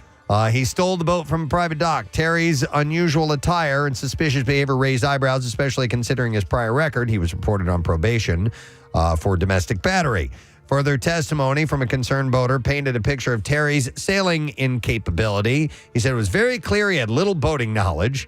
The boater remarked he struggled with basic knots. He didn't know whether to attach his anchor. Ahoy, mateys. Meanwhile, the boat's owner remained unaware of the theft until contacted by local authorities, and now facing thousands of dollars in repair costs of her vessel. She finds herself grappling with the aftermath of Terry's actions. He's been charged with grand larceny, but he thought that the underwear wouldn't be suspicious at all. That's all he was wearing. Just another day at the beach. Wow. An Arizona woman who was charged with trying to kill her husband by poisoning his coffee daily for months has reportedly avoided jail time and been ordered to spend 3 years on probation. She never poisons my coffee at home. Melody Feliciano Johnson received her punishment this week after striking a plea deal with prosecutors that allowed her to plead guilty in April to 2 counts of adding a poison or harmful substance to food or drink. That would seem to be attempted murder. You would think so, right? She had initially been charged with attempted murder, then reduced charges left her facing up to 2 years in prison on each count. The state court, Javier Sean Lopez, opted for probation, ordering her to undergo a mental health evaluation and requiring her to abstain from contacting her estranged husband. So the prosecutor took note of how the husband, Robbie Johnson, did not want Feliciano Johnson to be imprisoned.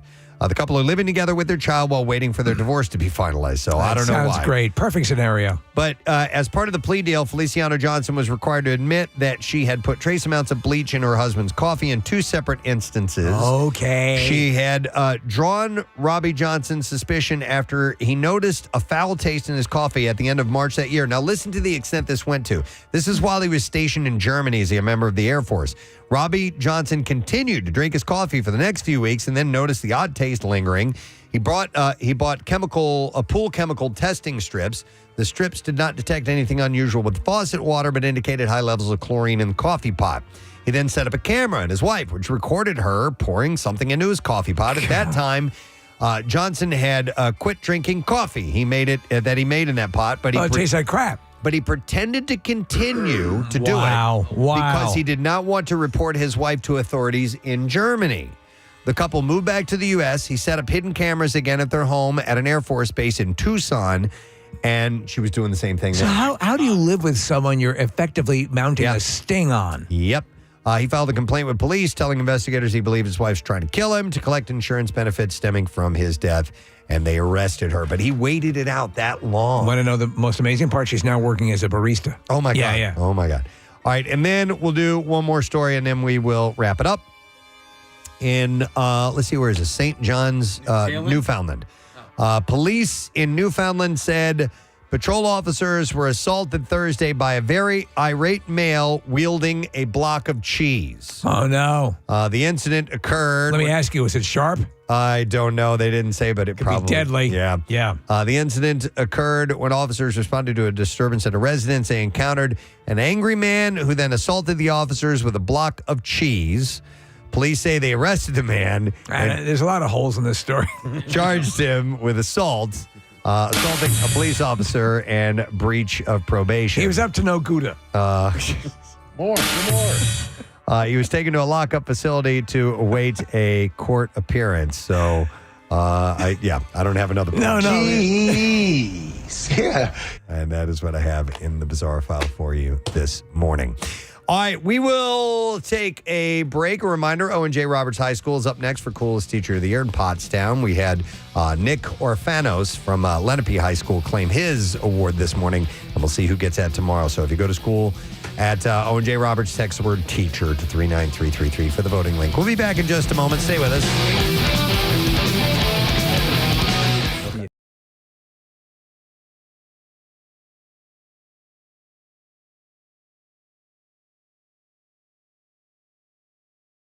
Wouldn't go that far. Oh, really? All right. But he did dabble. Okay. Yeah. All right. More And than then, dabble, and then actually. you were working in a you had a job and you were I had a job once. A jazz club Once. Yeah. A long time ago. I can't remember having the last time I had a job. Just thinking, You don't call this a job? of the idea of having to have a job just give me the willies. I mean, what would I do with the job? Oh my God. You wouldn't be a 9-to-5 guy working the cubicle? No, I doubt it. But if I had to, I would. You would. Yeah, but I don't have to, and I won't. Yeah. But so you don't view what you do as a job? Oh no, it's a service. It's a service industry. I mean, that's what music is all about. You know, you provide a place where people can come and have an emotional moment, right? And and ritualize. So, yeah, I know, and I think it's very profound, and I'm very, what should I say, honored or blessed or whatever you want to call it, to happen to fall into this universe as a percussionist or a drummer. You know, to be able to do that is, But maybe even people. It's a good thing. Yes. People who are maybe in the same situation as you, viewing it as a job. The fact that you don't view it as you view it the way you do.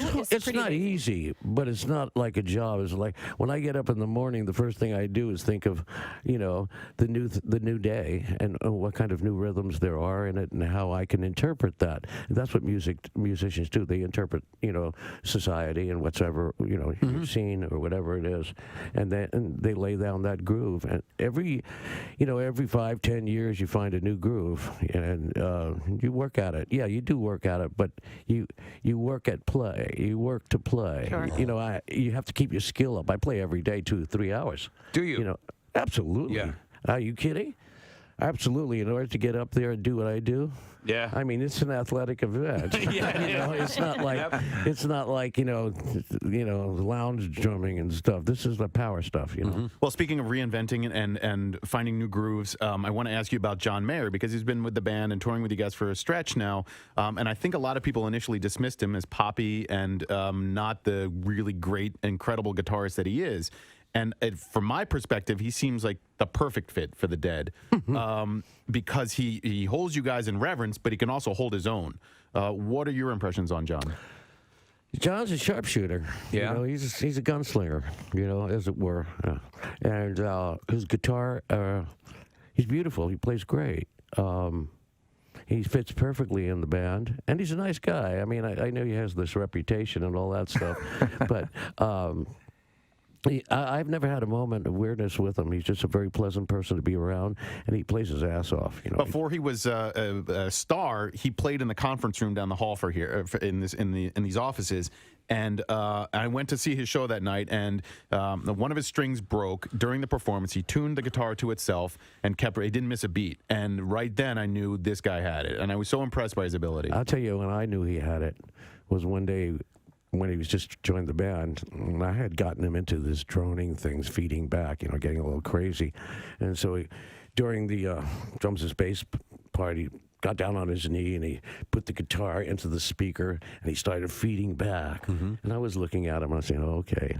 So I walked around to the front of the speakers, sat down right next to him, and I had on one hand I had what do you call it, lighter fluid. Yeah. And the other hand I had a Bic.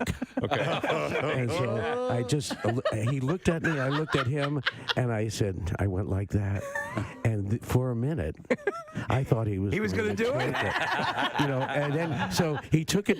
He did take it while he was feeding back, and he put he put the Bic on his amplifier, and he took the lighter fluid and used it as a slide. And so he played. He didn't go full Hendrix. And I said, John, you were going to do it, weren't you? And he said, I was really thinking about it, but the guy who makes my guitar is in the audience. I couldn't do it. He almost lit his guitar on fire. So I knew right then he was okay. Wow. I was wondering if you had watched the Grateful Dead documentary that was on Amazon and what your thoughts were. No. It was very, very in depth. Oh God, it was just awful. I just did not like it. You didn't care for it. It was just a one-sided affair. It was not for me, and it really didn't show the Grateful Dead in its totality. It was more like a Jerry, whatever that is, memorial thing or whatever. He was trying to do, but it wasn't really. It didn't have the heart of the Grateful Dead. Okay. That's for sure. There's been a lot done about it. They made me watch. Oh, I watched it once. Yeah. Okay. Just to say I didn't like it. But that's it. I didn't see it at the premiere. Me and Bob and Bill, we went out and had dinner. Yeah. While they showed the movie. That's funny. We came back right at the end when they all started to applaud. And we go, okay. Thank you. I wanted to ask you about some of the things that you do like. I was listening to the concert in Paris, 1974, this morning. Yeah. What was it besides the United States? What was your favorite country to play in? Oh, Jesus, that's a good question. I think that I can't answer that question because they're all good when you play good. Every country is the same. Yeah. If the music is played well and we have a great time, France is great, England's great, Germany, it's all good if we play well. If we don't play well, the city sucks. It's this place. We blame it on the city. Blame it on the city. Of course. Yeah. Franklin Port. I also, as a fan, there's an ebb and flow to the way I listen to your music, and so recently I flowed back to. I guess I ebbed back to. I ebbed back to studio albums. Do you? I don't know if you ever listen to your own music. No. But do you have a favorite studio album? Yeah, I would have to say it would be, it was half studio and half live. It was called Anthem of the Sun. I think it was our second record, back in 3,000 years ago. Yeah. And that was probably my favorite. American Beauty, Working Man's Dead. They were nice, fuzzy, warm. See, my first album I ever bought was Mars Hotel, so I automatically go back to that one. And Unbroken Chain. And we were never very good in the studio. We never could cage the animal in the studio. When did you realize that? It seemed to be early on. Yeah, well, we thought we could make, no one knew how to make a record. But I mean, we didn't know how to make anything. We were just musicians at the time, and we weren't really savvy on the studio. No one had a studio. Right. Now I have a studio. Everybody has a studio. So we just weren't producible. There was too much anarchy in the band. Too many people wanting to do... they had strong opinions of it. So, and we never really liked it in the studio with the four walls. It was too captivating. We were like a captive in the studio.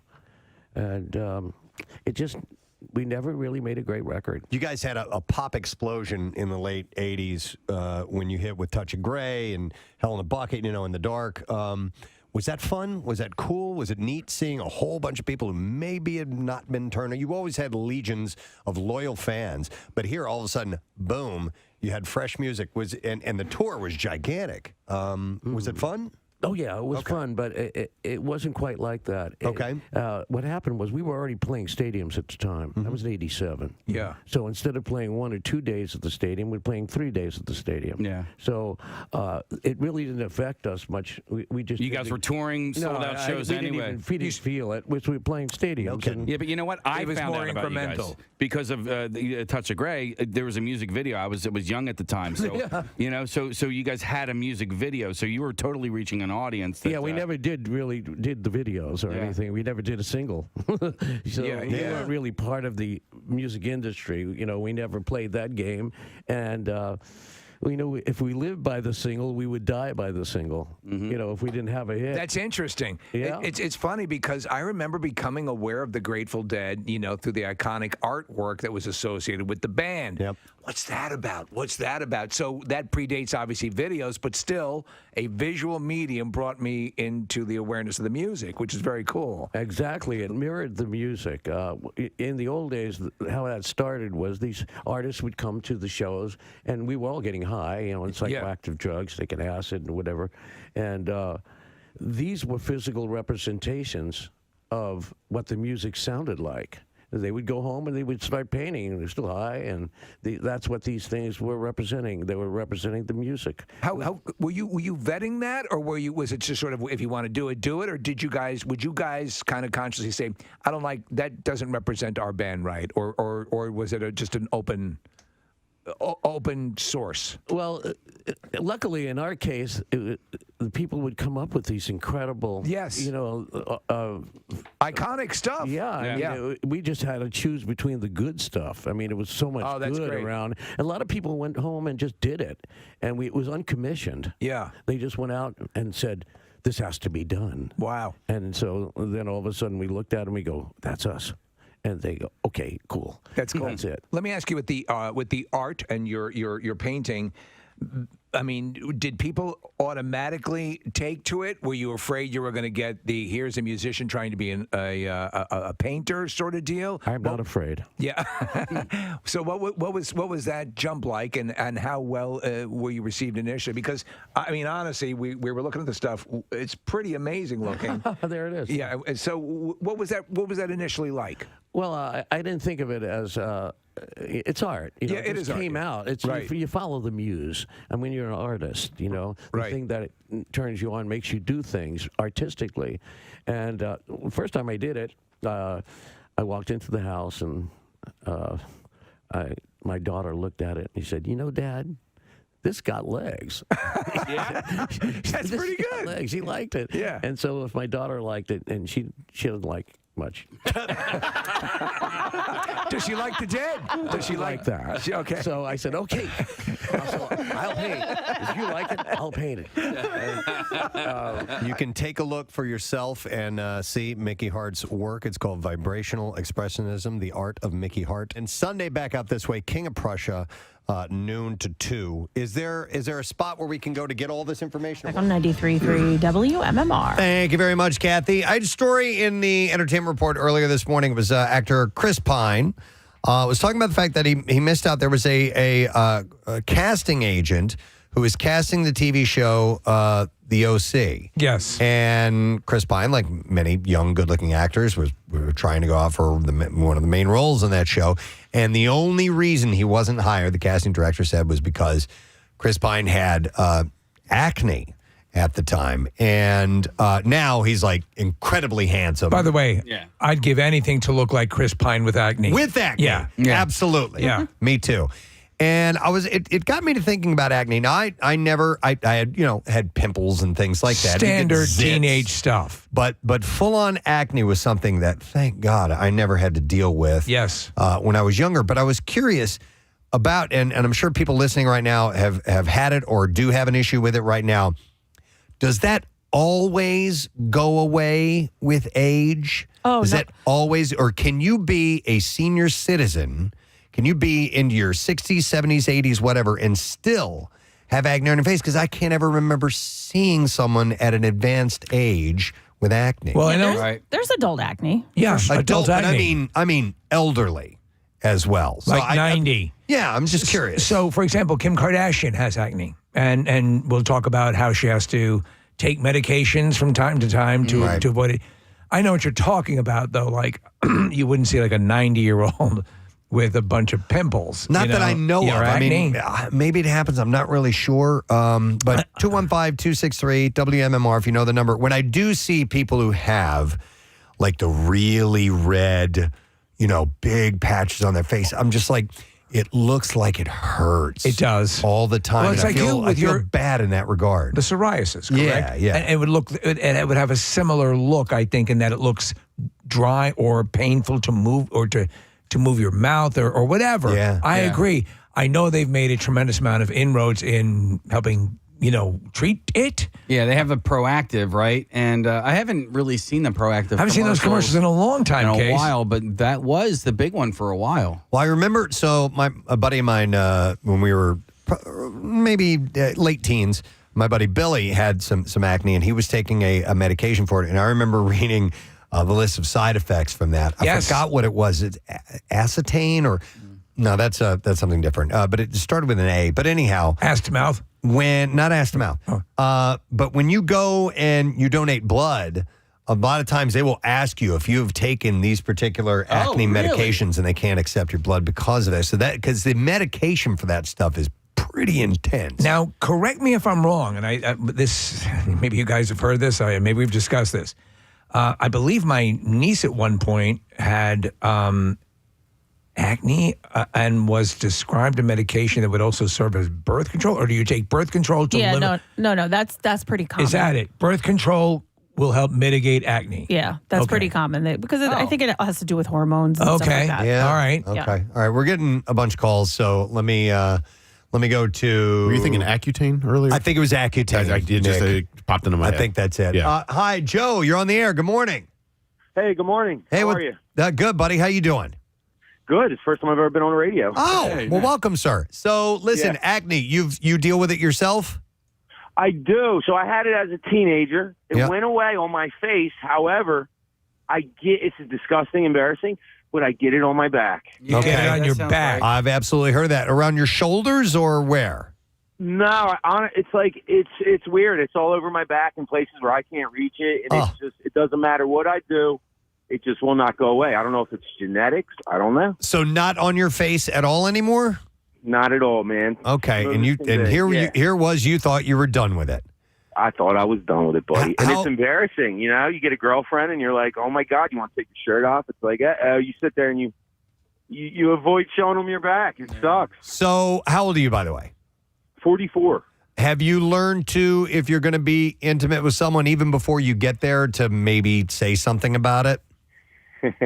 Yeah, it usually takes about the third or fourth time before I work up the courage to do it. Another crazy thing, this is for all my Backlinie friends out there. Backlinie. If you're at the beach and you got to take your shirt off, here's my trick, man. I just roll in the sand a little bit. Roll in the sand. There you go. Yeah. Joe, I know, man. It's embarrassing. Joe, do you take any medication or have you changed your diet to try to help with this? You know what? My girlfriend's trying to get me to, tell me about my diet, but I haven't really jumped on it. But I will. It's summertime. I got to act on it. Okay. What does, I'm sorry to interrupt, the Proactive, have you taken that? I'll be honest, I haven't taken anything at all, and I probably should. I mean, I use, soaps, and I use the loofah, and I scrub it. Right. It just doesn't. I'm curious about what part of it is hygiene, because the whole idea is, well, if you keep everything clean, it's not going to happen. But I don't think that. Oh, no, it's not all hygiene. It's hormonal. Yeah, hormonal. It can be hereditary. Yeah, no, it's not hygiene. Hey, Joe, I have a question for you. Does the sun sometimes help? Like, if you am not getting sunburnt, but literally just having some sun on your back? That's funny you're saying that, because I'm leaving for Punta Cana in 2 weeks with my girlfriend, and I go tanning. I'd never been tanning before, and now I'm laying in these or standing up in these tanning beds, and it's taking it away. Yeah, I've heard that as well. There's saying that something like with the vitamin D or whatever that it literally can help with bad skin, with acne, whatever. Wow. All right. That in the ocean water. So. All right, Joe, because the fish chew it off. Thanks, bud. Oh my God, they have those little fish feet on it. No, but for psoriasis, you can get light therapy for that. It's specific, I think, ultraviolet light that they focus into certain areas, and it will help move that along somehow or another. The healing process, yeah. Let me go to Jen. Hi, Jen. Morning. Good morning. Hey, how are you? Awesome, Jen. How are you? I am better now that I'm 40 with clearish skin, as opposed when I was 16 and had I had acne on my face, my chest, my shoulders, my back. It was hereditary. It was pretty bad, and it was painful. You had some of the cystic acne, which is like that deep down rooted, which it hurt a lot. I mean, my face was, you hear the term crater face for people who had acne. Yeah. That was me. Now, Jen, so it looks... I was a trifecta. I had glasses, braces, and acne. I was a looker. Oh, man. Jen. Well, listen, Jen, with the people that do have it severely on the face like that deep red, it looks like it would be hot to the touch or sensitive to the touch. Was it that way? And you know what? My skin was sensitive, and I did try a lot of products. I did try the Proactive and everything. It actually made my skin peel, which made it 100 times worse. I ended up going to the dermatologist, and they looked at my face. Mind you, I'm 15 years old at the time. They put me on Accutane. Yeah. And Accutane is very... it's a high-powered drug where I had to get tested every month. You can only be on it for 6 months at a time. And I had to get blood work every month to make sure my kidneys weren't shutting down. That's a nice little side effect that your kidneys shut down. But you say you're clear now? Are you completely clear? You know what? I mean, I'll get a breakout once in a while for hormonal reasons. Yeah. For the most part, I am clear face. I still have, actually on the side of my jaw, I do have a little bit of a scar. So once my skin did clear up, I still had some cysts under my skin that weren't going away. They injected them with steroids. So they ended up cutting out some of the cysts, the leftover cysts from my acne. So I have a little bit of a scar on the side of my face, and I have still some deep-ish pore looking from when I was 15 picking them because I wanted them to go away. Don't do that, kids. I swear it doesn't work. So I still have some scarring, but for the most part, it's completely gone. All right, good. When did it clear up on your face? I took it when I was 15, 16 years old. So I had my senior picture, I had clear skin, which was nice. Yeah. But yeah, there's I was going through pictures. And there's that period of when I was 12, 13 years old till I was 17. I can't really find any pictures. I didn't want to be in pictures. Yeah. Because of how bad my skin it's traumatic. Oh, man. Oh, yeah. Well, now you look at you. You're all clean, and you have a cool Indiana Jones type scar on your jaw. That's awesome. Exactly. I told people I got a knife fight, so it's fine. Excellent. All right, thank you, Jen. We appreciate it. All right, we'll see So, you. Casey, you mentioned Proactive, and apparently there's a class action lawsuit against Proactive that claims that benzoyl peroxide products can degrade into a carcinogen, benzene. So that might be one of the reasons why you've not seen any commercials for it lately. I remember benzoyl peroxide. Yeah, was probably the used reason. Regularly. What did you guys, when I was younger, it was Stridex pads. Yep. Oxy. Oxy? Yeah. Asbestos. Okay. Asbestos. Yeah, I rubbed it deeply. No, the Clearasil. Clearasil. Yeah. That was another big brand. Clearasil was the Absolutely. I'm going to go to John. Yo, John, morning, bud. Yes, good morning, everybody. How you doing today? Doing well. So you've had an acne issue? Yeah, I had it. Runs in the family, unfortunately. It started for me when I was about probably 12 years old. I didn't get it quite as bad as somebody the last person did that you had on the phone there, but I had it in the face and a little bit on the shoulders and the chest. But it created scarring for me, unfortunately, because when I went to the dermatologist, they didn't have the medicines they have now. They like Accutane. They had like a antibacterial type medicine, like a tetracycline is what they would give you for that. And they would actually have you go into the dermatology office and have them pop the pimples to kind of get it. But I think that caused a lot of the scarring. No, that's what I've always heard is the case, John, that popping that stuff or like treating it like just zits or whatever can cause that scarring that our last caller was talking about. Right. Huh. So unfortunately, my kids ended up getting it too, but thankfully all three of them were on Accutane. So, and that stuff is just like a miracle drug, but you have to be careful with the girls, with the females, because the birth control stuff, and the dermatologists tell you that up front.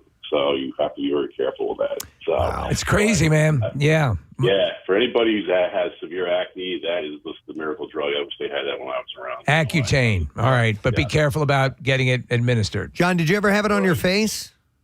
Oh, yeah. And I still I'm almost 60. Like every once in a while, I'll get a pimple pop up on my nose. And I'm like, what the heck? Yeah. So just a pimple. You won't get like a patch of acne. No. I won't get anything like that. All right. Did you, did people give you a hard time when you were younger about it? The emotional damage of it, yeah, like pizza face, stuff like that. The emotional damage as a teenager was rough. And it didn't really clear up until I was about my 21, 22 in that area. But, you know, it was tough. Isn't that the ultimate irony? Everyone loves pizza, and yet pizza face is a concern. Yeah. Was it tough to date and stuff like that in teenage years? A little bit, yeah, a little bit. Not terrible, but you know, I had treatment, so I kind of got it under control. If I didn't get treatment with a dermatologist, it would have got a lot worse. So that's why, you know, we decided to get it done. But you know, I wish I had that Accutane back then, because my kids' faces now, you wouldn't even know they had acne. It's that good. Oh, so, well, at least they benefited. Oh, that's awesome. Yes. Yep. Absolutely. All right, man. Yep. Hey, all right, guys. Have a good day. You too, John. Thanks, bud. Steve, isn't a side effect of steroids you get acne? If you Yes. take steroids yes. too much. Okay. And yeah, exactly that. And they call them bitch teas and stuff like that. There are all sorts of steroid-induced cosmetic issues that occur. And so when you see competitive bodybuilders, men predominantly in this case, you'll see them with acne all over their backs. No kidding. Yep. Okay. Let's go to Rachel. Hi, Rachel. Morning. Hey, good morning. Good morning. Hey, what's up, Rach? I just wanted to go. I actually, your caller you had before, Jen, very similar. But Accutane for a woman is a completely different situation than a man. My brother had it as well, and just that I had started getting acne early, 12, 13, like everyone else. Right before I got married, excuse me, early 20s, I finally went to the dermatologist and said, give me the Accutane. It's expensive for one. If you don't have good insurance, I forget how much. It was at least like a couple $100 a month. Wow. It is true. You're only supposed to be on it for 6 months at a time. I had it so bad. My dermatologist let me do it for 9 months. Wow. For a woman, though, I had to go and get a blood pregnancy test every month. So every month before my dermatologist appointment, before I was able to get the prescription for the next month, I had to get a negative pregnancy test. Okay, they want to make sure absolutely you're not carrying a child. Okay, absolutely, yeah. I mean, and it's funny too. It's not funny, but the back of when you like pop the pill out of certain prescriptions, the back of it had a picture of a baby with a red line through it. Wow. Oh my God. So babies couldn't take it. Yeah. Yeah. No. So obviously it caused catastrophic situations with the pregnancy, correct? Yeah, absolutely. The medicine, like everyone said, is mind blowing. I mean, it really is a game changer. It does dry you out like crazy. Like I had Aquaphor on my lips because my lips were so dry. And contrary to what you guys were saying about the sun, you're actually not allowed in the sun when you're on it because the effects, I don't know, because you're so dry already, I think they fear like a sunburn would like really put you over the you'd explode into flames. So was your mouth dry and everything, Rachel? Like you were constantly having to drink water? Yeah, constantly drink water, constantly have that Aquaphor on your lips, even like the inside of my nose. Like it felt like I had like allergy. It felt like I was taking allergy medicine, and it just dries you out constantly. Right. But it does its thing. It does. It works. It's amazing. A lot of people will skip the Aquaphor and go with the dick fork. What's a dick fork? Hey, Rachel, how old were you? How old are you now? Just turned 40. And just 40. When did it clear up and go away? I mean, without having to use medication. Oh, the Aquaphor kicked it out. I mean, it really did its thing, and then same like everyone else. I get a pimple every once in a while, but no more of those major. I had it all over my face. At what age did you have it eradicated? 24. 24. Okay. Oh, so you've lived relatively acne free for a couple of decades. Oh yeah. All right, awesome. I every once in a while I get the little those pimple patches that all the kids wear. Those are awesome. They didn't have them when we were kids. And what are pimple learn patches? as you get older. Oh, you can have like a star or a heart. Yeah. You know, Really? you just put it right on the pimple. Dude, I would have loved that. Yeah. They're awesome. But all that stuff that we did in the 80s and 90s is absolutely terrible for your skin. Like we shouldn't. All we had to do was wash our skin and get some good medication. Like putting straight like alcohol. Like I did rubbing alcohol with like my dad and stuff. Like we would just like wash our face every night. Like it's just ripping layers off of your skin. It's like terrible. Like we should have been moisturizing. We're glad you're good now, though. Yeah, awesome. Thanks, guys. Rachel, real quick though, did you get? Did people pick on you a little bit or anything because of that issue, or? I was funny. I don't know. Like okay. Yeah, I mean, it was. I hid from it a lot. Same as other callers. There are less. I see like my major school pictures, and I'm like, okay, yeah, I had the zits then, and there were less pictures. I used a lot of makeup. Girls had at least had the concealer and stuff. I had guy friends that couldn't really do that. They'd be like, dude, why you put makeup on? I'm Boy George. Yeah, right. I would cover them up, but I mean, there was nothing about it. It was hereditary. My brother had it too. My parents had it too. Like there was nothing we could do about it. But yeah, I had the glasses, braces, and bangs, and acne. But I don't know. All right. Well, you're good now. That's all that matters. You won the battle. Appreciate it. See you, Rach. Yep. All right, bye-bye. Yeah, Kath, what were you going to say? No, I was going to say, so I actually had a conversation with my dermatologist. My friend and I went together, and so we were talking because my friend's daughter has really bad acne, and she said what she's seeing a lot is these kids and their skincare routines. Like they love all of these products that they're getting at Ulta and Sephora and all of that, and in reality, it's not helping them. It's causing some of the acne, or it's causing the acne to get worse. So they're loading up their skin, closing up their pores with all this thick medication, cosmetic stuff. Yeah. Here's a text that says there's a class action lawsuit for Accutane for causing Crohn's and colitis because it dries out everything in your body, including your intestines and mucous membrane in your intestines. Also, you can't be pregnant. But on the other side, this person says Accutane rocks. Yeah. I only wash my hair once a week because it stops your oil production. That's really funny. So your hair wouldn't get oily. So a quick question. Side effect. With all this stuff, have you ever heard of any sort of homegrown non-scarring solution or treatment to acne? My buddy used to put toothpaste on his pimples. Now, I remember people doing that. Yeah, I think that's to dry it out. Yeah, he didn't get acne per se. He got gingivitis. But he would get, the occasional pimple would pop up and he would throw some Colgate on there.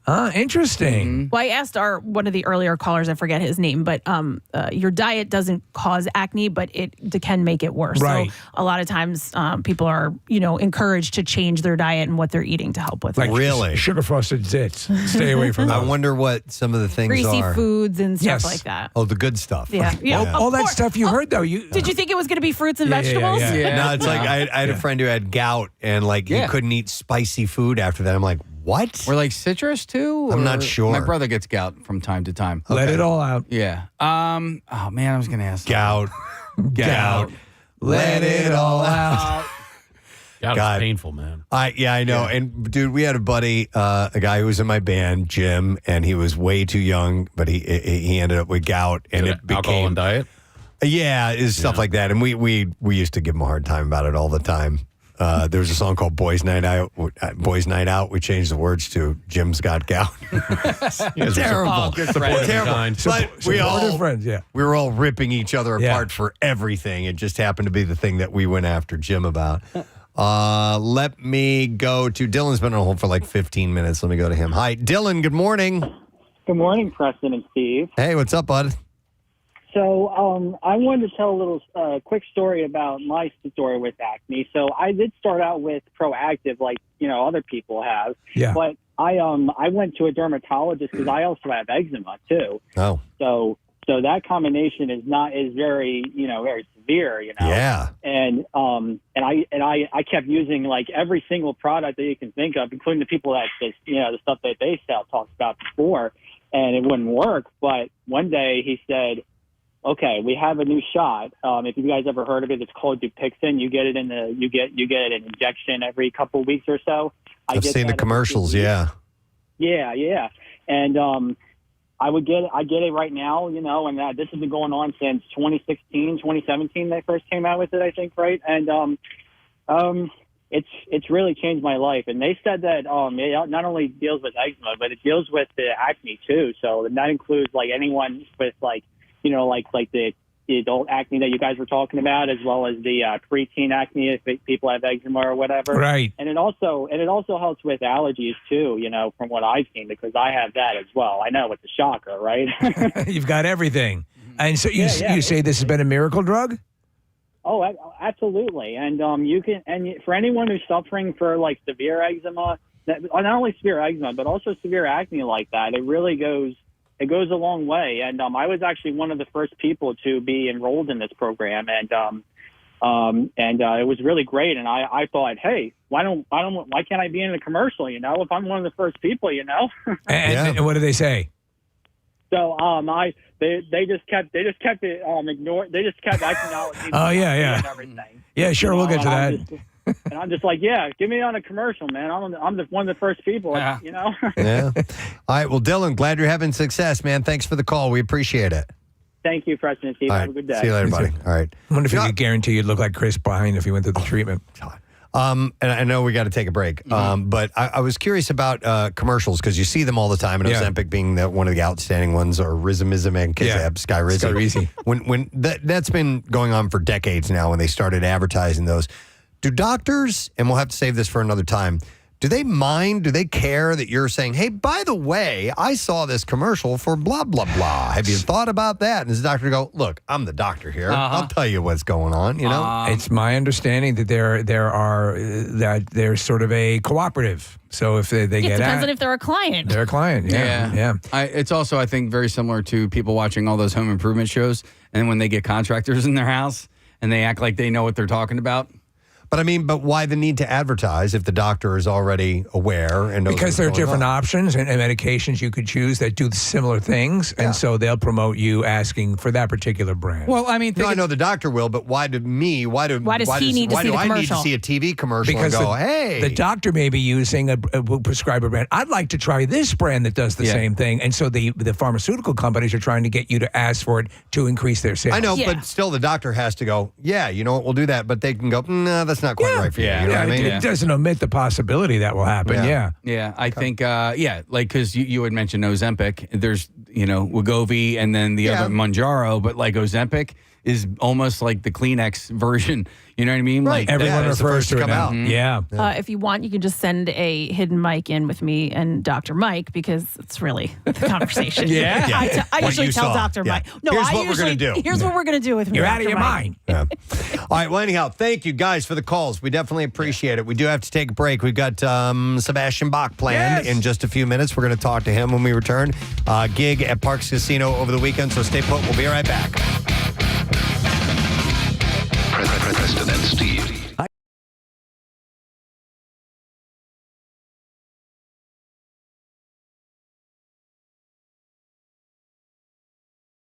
to meet the King of Prussia.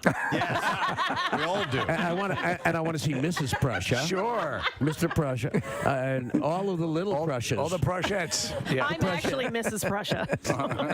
She is. Yeah. She shops there all the time. I heard that she cooks. Oh, You heard wrong. have heard wrong, sir. Wrong, Mrs. Prussia. She makes reservations. Yeah. I can make a mean reservation. She makes a mean reservation. She makes a mean Romanoff. Ladies and gentlemen, please give some love to the one and only Mr. Mickey Hart. Yeah. Thanks for coming by, man. So let me go to here and more broken ribs. I have it says Walper. Is your name Walper? Walter. Walper. Honestly, wouldn't you at least say Walper? Is this Judge Wapner calling in?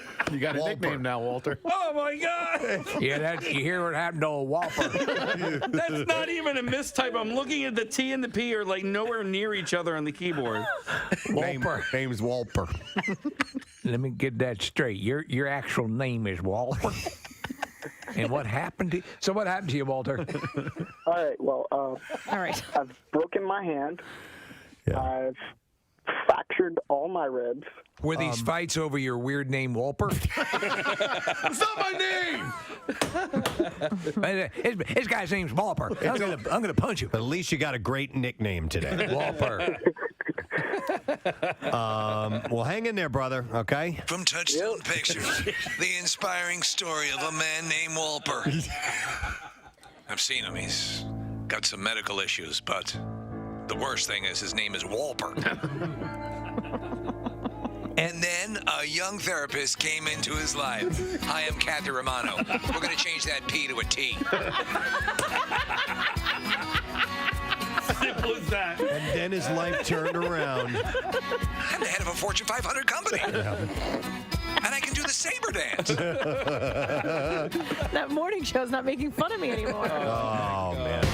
So the Kardashians won big as well last night, and they had a weird speech. They were trying to thank firefighters and stuff, and they they actually made their win a tribute to the firefighters. And listen, see if you can hash this out. Yeah. Okay, here we go. It's been a really rough week in our home in Calabasas, Hidden Hills, and our neighbors in Thousand Oaks and Malibu. Our hearts are broken from the horrific shootings and those who have lost their lives and homes, as well as the hundreds of thousands of us that have been evacuated from the devastating fires that are currently burning. So thank you so much to all of the people that have voted for us. This is such an honor. Did you make that leap there? Did you make that leap? Okay. There's a lot of fire out there, but thank you for voting for us. Are they dedicating the award? It gets to that at the end, yeah. All right. I'd like to dedicate this win to all of the firefighters, the law enforcement, and the first responders. Okay, that makes more sense. Okay. I'd like to thank the people what put out the fires. Like, it just doesn't seem very genuine ever when it comes from them. You can see the guys who are really, eating smoke and battling flames up. I got great news, guys! Kardashian win was dedicated to us! Like, I can just see them sitting around, like, when we win, we should, dedicate to somebody, so it makes us look good. Listen, I want to tell everyone up there on the mountain, you guys are doing a great job. The Kardashians just donated their win to you. I feel sorry for. I just want to carry that into the fire with you. That's the chief going on the radio to tell all the guys. Attention everyone, Kardashians just donated their win on the People's Choice Awards to you. So I hope that inspires you to go marching into those flames and that super heat and that whipped up win. No word on Little Women LA yet. Yeah. No. During the final night of the Experience and Innocence tour in Berlin, Bono made a comment that has fans fearing that this is the end of the iconic band. He said, "We've been on the road for quite some time, just going on 40 years, and this last 4 years have been really something very special for us. We're going away now." So that led people to think that maybe the band is done. Doesn't mean that the band is breaking up or that we're going away or stopping performing. We're just taking a well-deserved trip to the Great Wolf Lodge. Where parents can drink while their kids ride down water slides. It is amazing there. It is amazing. Kathy says it's amazing too. Yeah. Well, none of the kids would recognize you two, so they could be pretty, they could be in obscurity for a moment. You can literally drink in the pools there. You can literally drink in the pool and piss in the pool at the same time. If it's so chlorinated, it doesn't make a difference. I took a full level bowel movement and no one could tell because the water was so chlorinated, it just ate it right up. All the fecal matter dispersed. Oh. Okay. I don't know. What's that? That's, no. Oh, you did it as well, Kathy? No, that's You dropped a bomb in the pool? You popped a landmine out? That's not. You put a depth charge in the deep end? A full level bowel movement. And no one was the wiser. Even the edge was standing right next to me. He was totally enveloped in my poop cloud and had no idea. No idea. That's a quality pool there. I think most people, upon moving into a house, remove all the demonic paintings. It's part of the deal. A lot of people will change the pentagram carpet for maybe like a light shag. We had our house built. I like the fact that we're the very first people to own the home. But are you? Because on an Indian graveyard, right? That's where you. Yeah. They didn't remove the graves. You know what? We had to blast to actually get to pour the foundation. So I'm pretty certain there was nothing below. So it was where a lot of fun. So what's that? It was a blast. It was a blast. Yes, where you saw bones flying and pieces of coffin. But I like the fact that when we're done and gone, or when we eventually decide to move on, that that was we made that. We had a say in how that thing was put together. And in here was where the owner was caught pleasuring himself by his wife, unaware that the light from his laptop was obscuring his vision. Follow me into the observatory. I was wearing headphones too. I didn't hear her come in. Kathy shakes her head. Headphone, like you were all in.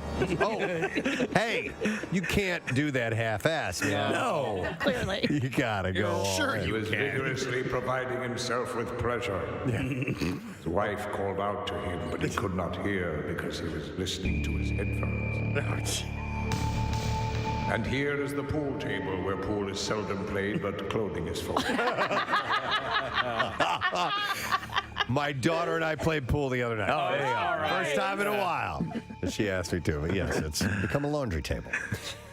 Oh my God! Yeah, what are the other wonderful things? What are the other as they lead the tour? Horrible things that have happened. No one stays in this house after night. The dining room where no one eats, they drink, right? Isn't there a bar in there? Yes. Yes. Well, let's not forget the old house with the haunted litter box. It was on a rainy night when the owner awoke from many hours of drinking and raised a shotgun to the automatic kitty litter cleaner, yelling out, "I want to see you." I've got a gun. I've got a gun. I gave him 10 seconds to get out of the house. Which I thought was, We should all design haunted tours of our current houses.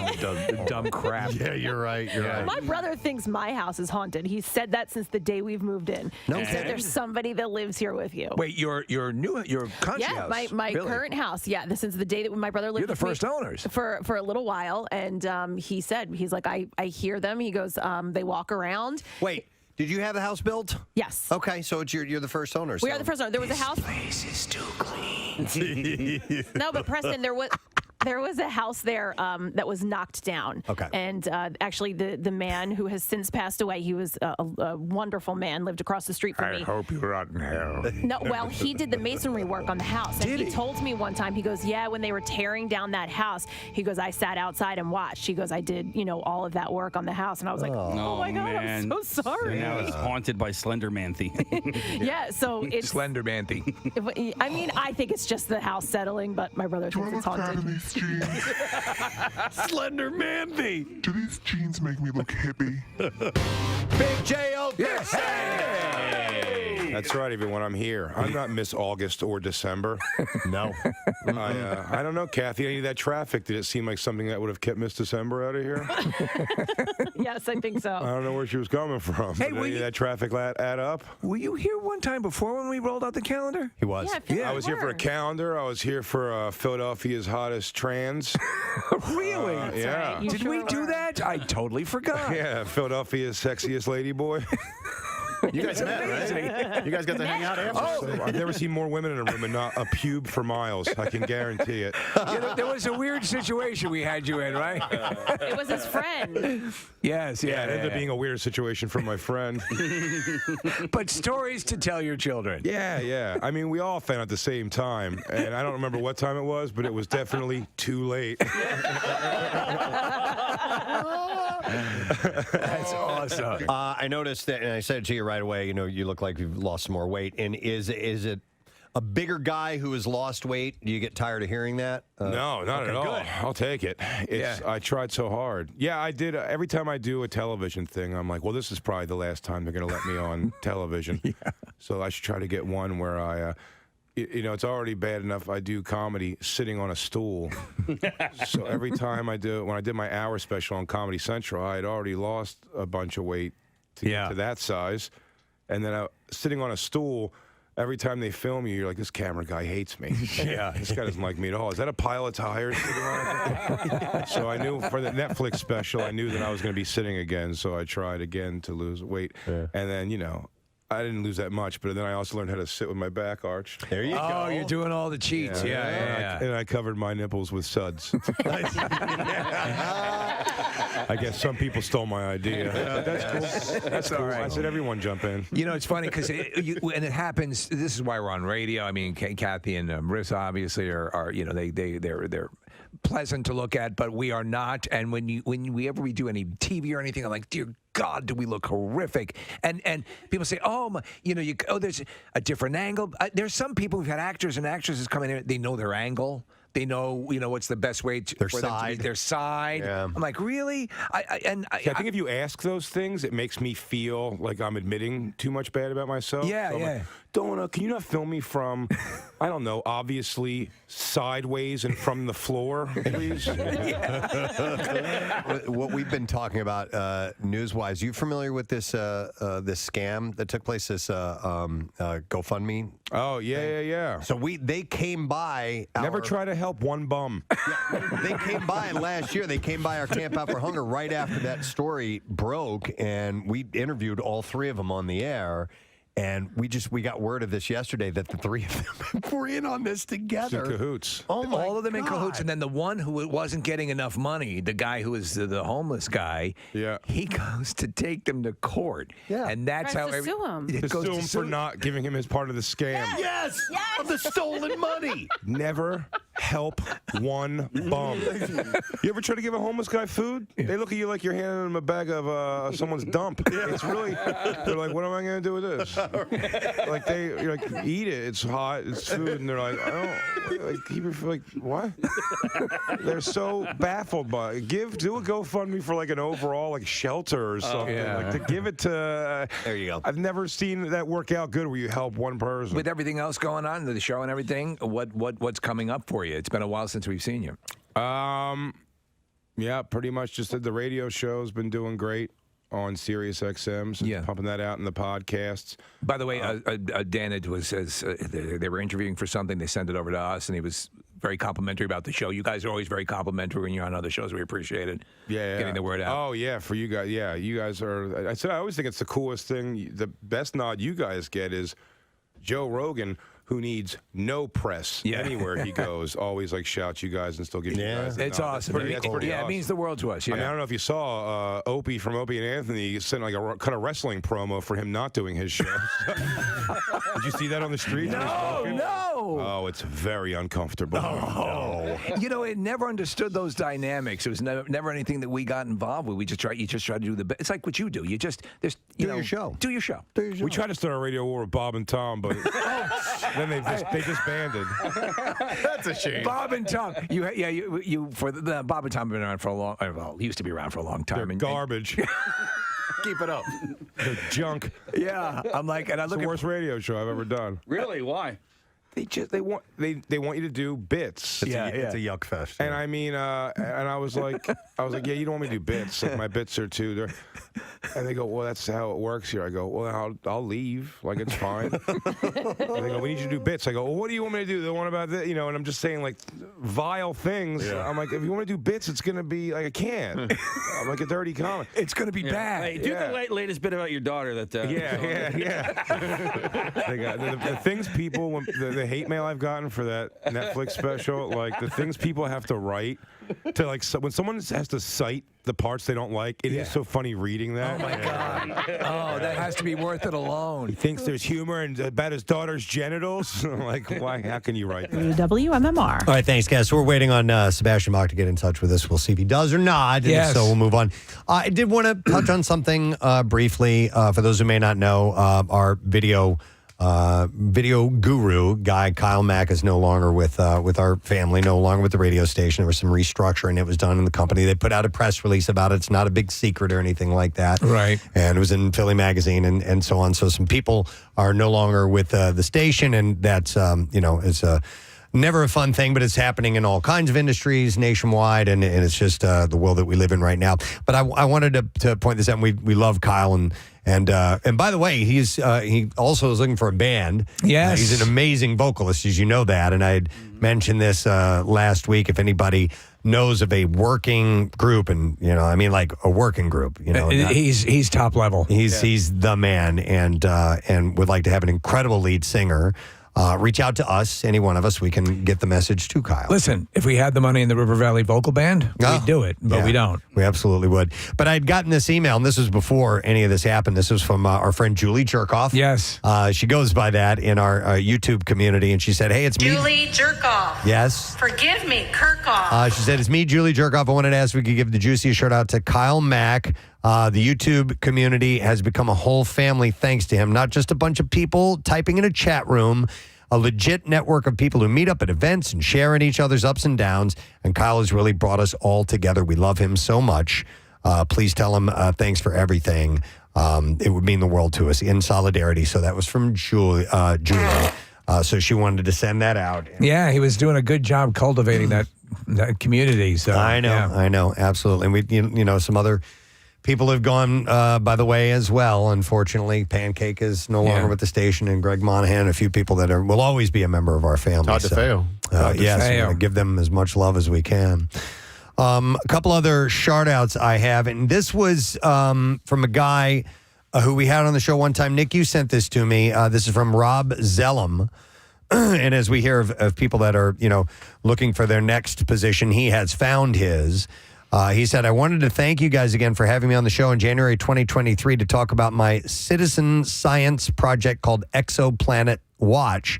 So Rob worked with the Jet Propulsion Laboratory. Yes. The JPL, as it's known. And these are the guys that develop all these incredible pieces of technology for NASA and other space agencies. I think other space agencies. Oh, yeah.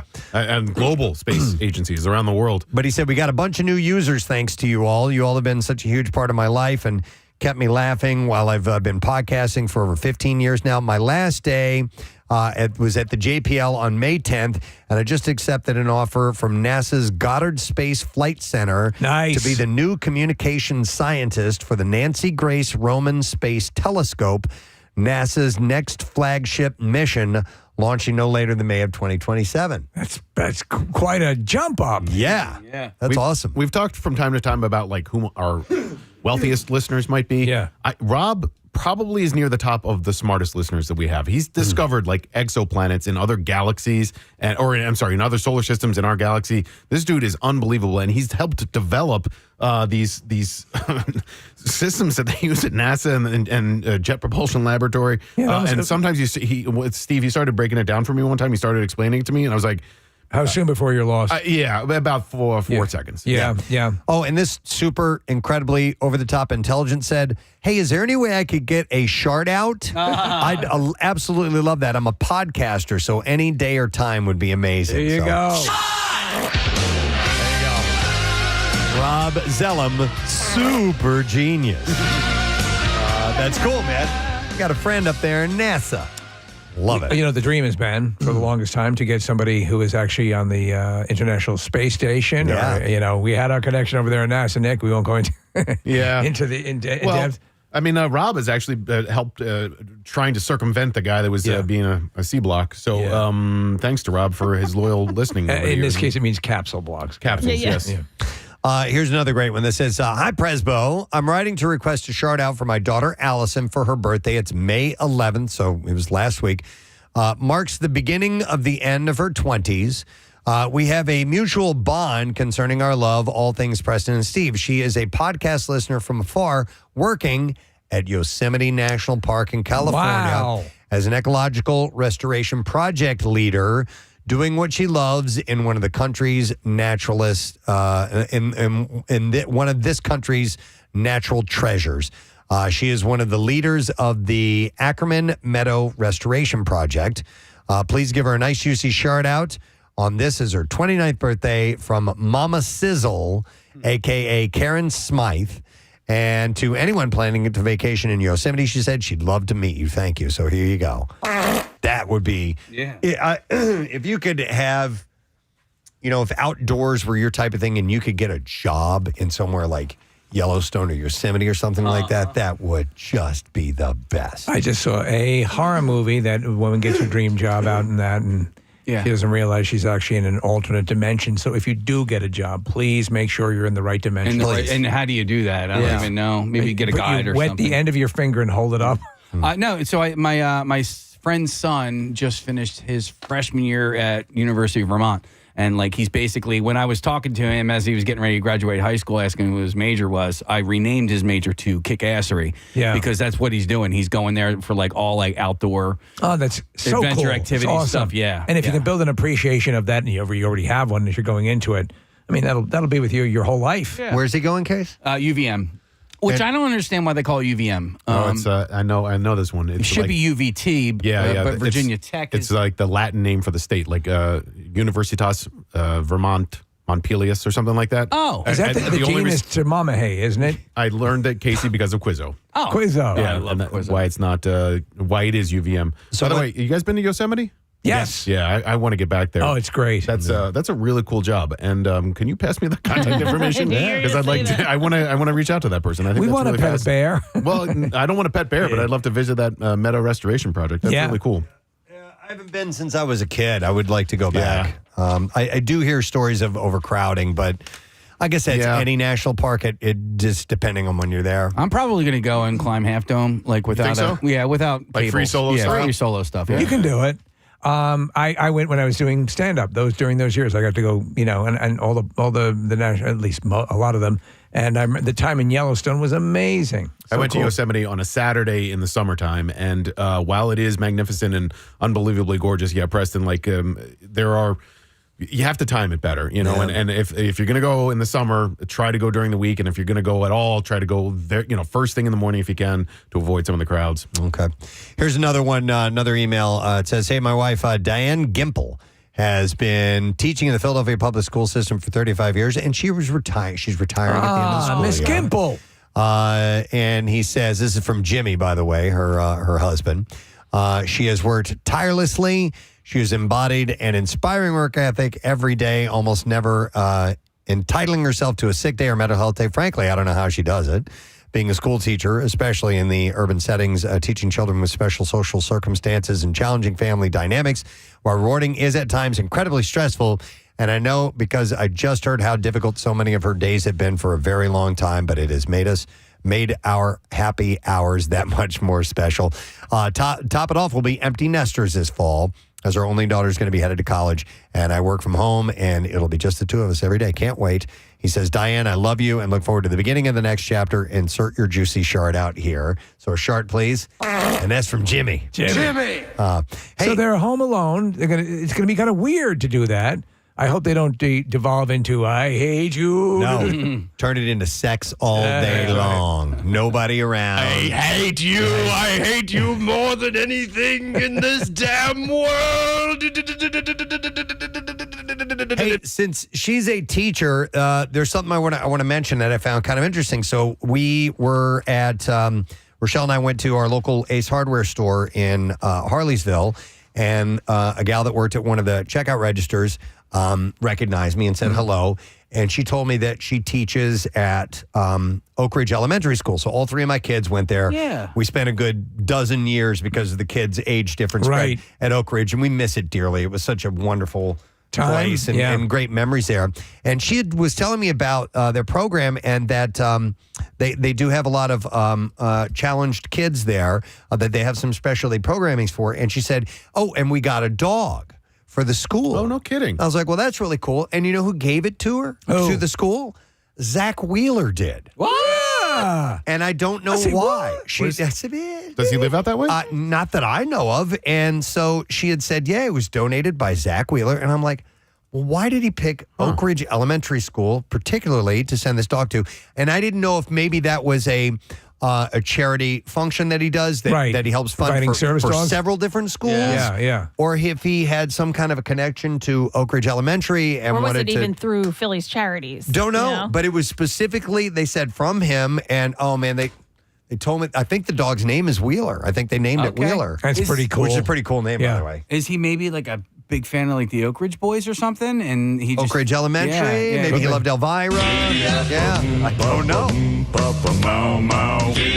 Or did his own dog escape, and by the time they realized it wasn't a gift, I meant to do that. Yeah, maybe that was it. So I didn't know. I thought that was is cool. Cool little rub to that story. So thank you, Zach Wheeler. Jamie Moyer doesn't still live out that way, does he? No. Okay. And I don't know where he moved to, but he moved out a long time ago. He would pay visits back. He went to Souderton High School, and he would pay visits and have golf outings and things like that from time to time. And I did meet him on a couple of occasions, but not that I know. Has he been around a long Do time? you get asked to speak at Souderton? Have you gotten asked to speak at Souderton? What in the hell? Is it No.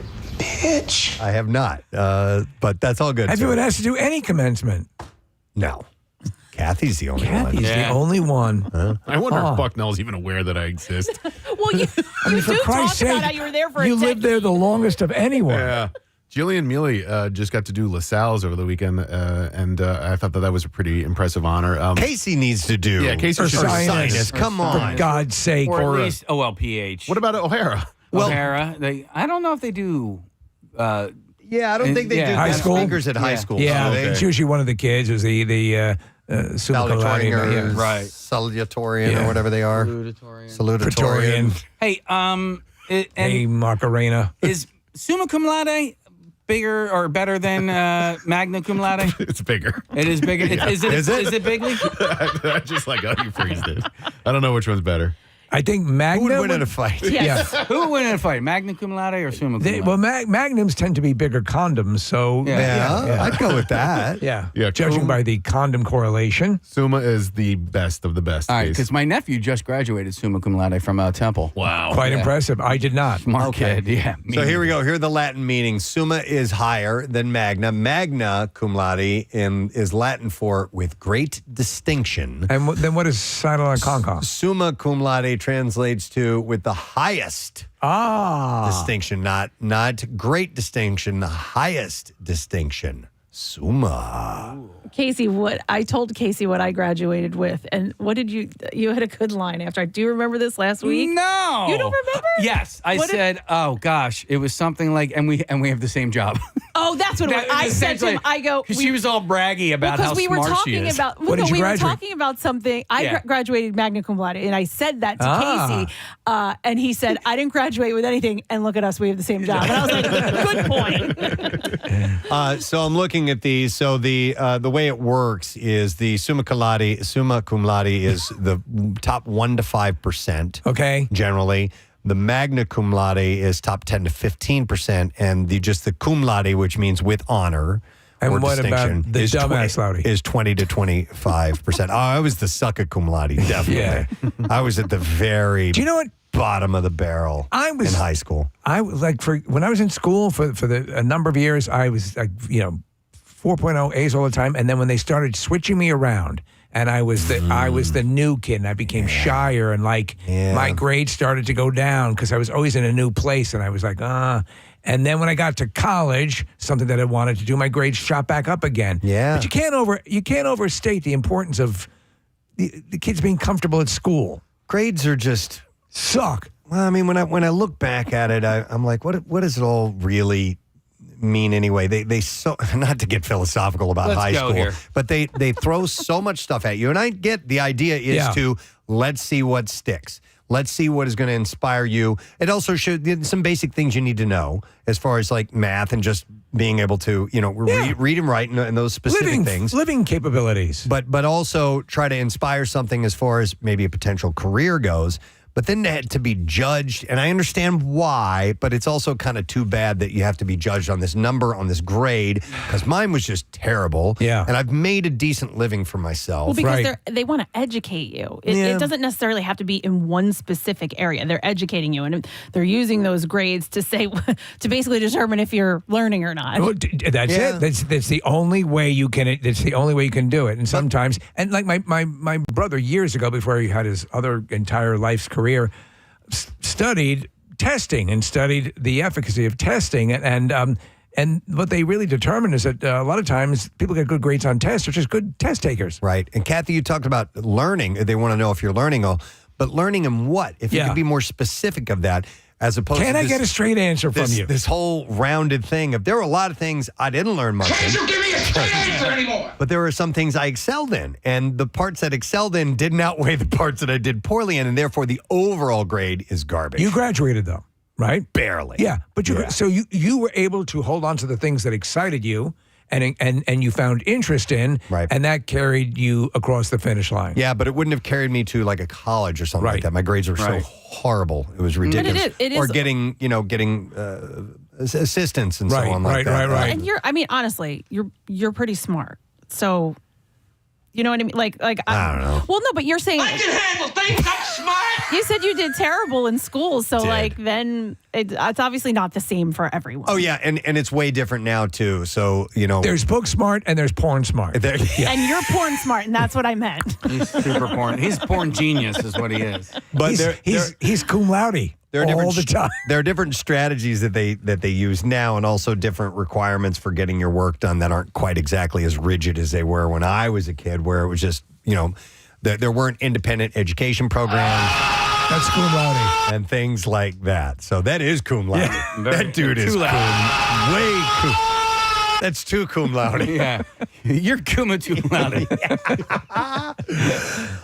Okay, Marissa found. Is this? Yeah. Okay, this is the Zach Wheeler story here about how his dog ended up at teaching.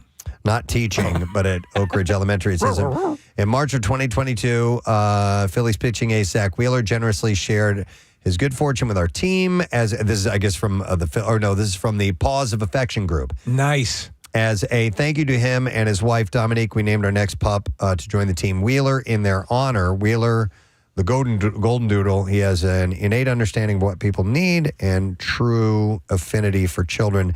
So I guess they support this organization. And the organization made the donation of the animal in his name. They train the pups like Wheeler to get them ready for future service. So I guess... it says that he generously shared his good fortune with our team. So I guess maybe they made a big donation or something like that. Okay, all right.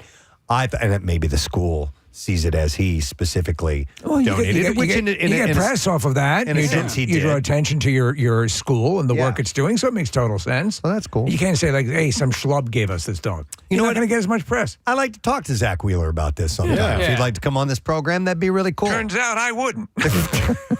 Turns out no thanks. Unless he's scared. Hi, I'm Zach, and it turns out I wouldn't.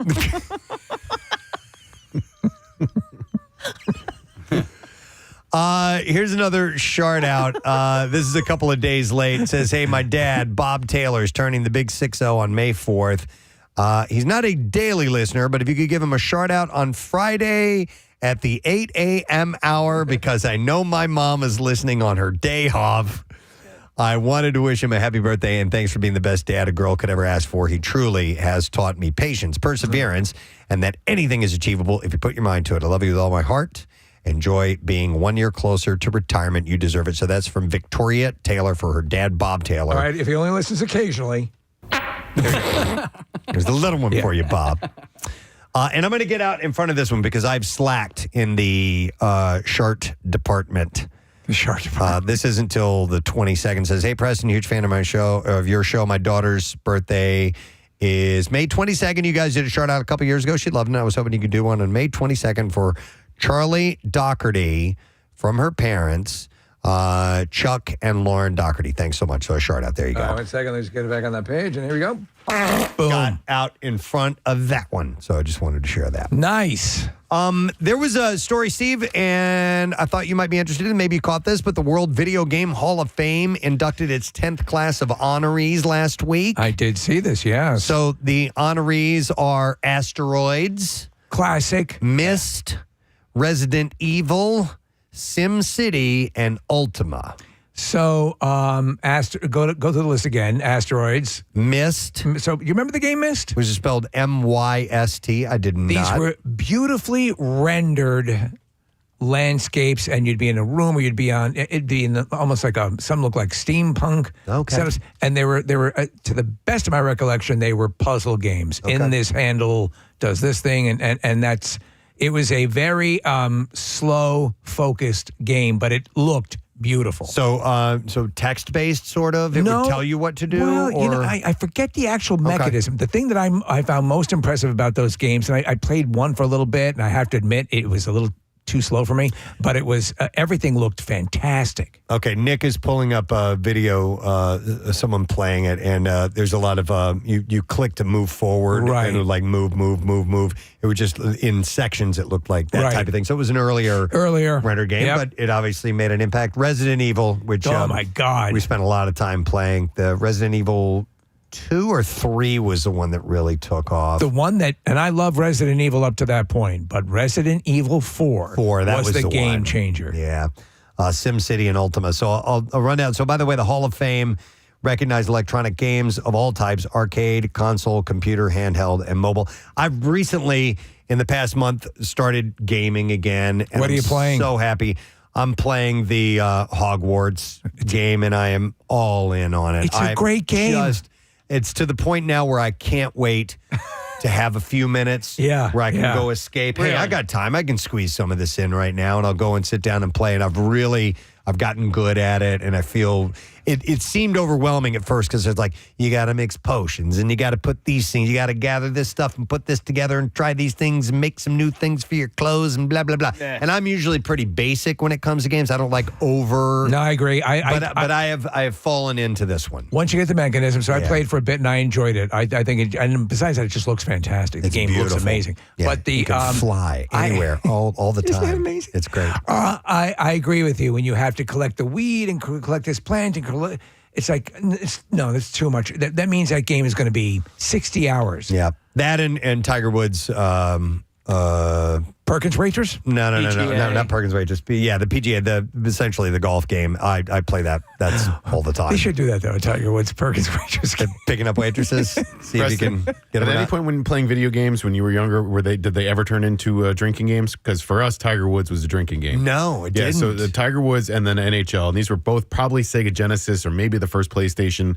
And I'm not a gamer, and I really haven't played since college, but both of those games, we just would adapt and figure out ways to, all right, well, that's a chug. You know, if you get a hole in one or whatever, you'd make somebody else drink. It was asinine, but we did it frequently. We would drink and play them, but I didn't never really turn it into a game where you had, consequences, quote unquote consequences. Yeah. Oh, I have to drink now. That's right. What was the game where you burned the image into the screen? It was that was the golf game on Sega, which I think was a PGA game as well. Yeah, because they had all the famous golf courses. But yes, it was back in the day of rear projection screen TVs. Yes, and it was the static image was the golfer in the middle of the screen, and you'd hit the ball and you see the golf ball going and everything, but it would always stay on that golfer, and I'd burn that thing into the television screen because we would sit and play for 5 hours at a time. Wow. Yeah. Well, easily. Golden Tee, is that still a thing? Golden Tee's another one. Yep, with the trackball. Yeah. Rack 'em. So to mention a couple of these, the class of 2024 was selected by experts from among a field of 12 finalists that also included. So the other finalists in this particular round were Elite, Guitar Hero. Next is Metroid. That's why I'm saying Hero. Guitar Hero, Metroid, Neopets, Tokimeki Memorial, Tony Hawk's Pro Skater, and You Don't Know Jack. So I played You Don't Know Jack, a little bit of Tony Hawk. Always enjoyed that. Metroid, I loved. That has a really cool, I don't remember, sci-fi. Samus, I think, is the character's name, unless it's pronounced Seamus, but I think it's Samus. It's a woman in this super futuristic suit, and it's a ton of puzzles. But it started as a Nintendo game back in the late 80s. So Yeah. I'm wondering which Metroid version. There was Metroid, Metroid Prime. Yeah. So those are great games. Complicated, but great. I don't remember Neopets or Tokimeki Memorial. What was the Jack Sell 'em for Less game? What was that game that you mentioned? You Don't Know Jack. Oh, okay. You Don't Know Jack's a great trivia game. Oh, all right. A lot of fun. And it's a video game, though? Yeah. All right. Do you don't remember that? No. It was all the rage for a while. It was a PC game for a while. And it had some unique scoring and how you could. And there, I remember there was a. Like if you wanted to screw the other person over, you hit the space bar and it would screw them over, and they had to answer this question that you knew they didn't know the answer to. There was a sense of humor to it. Yeah.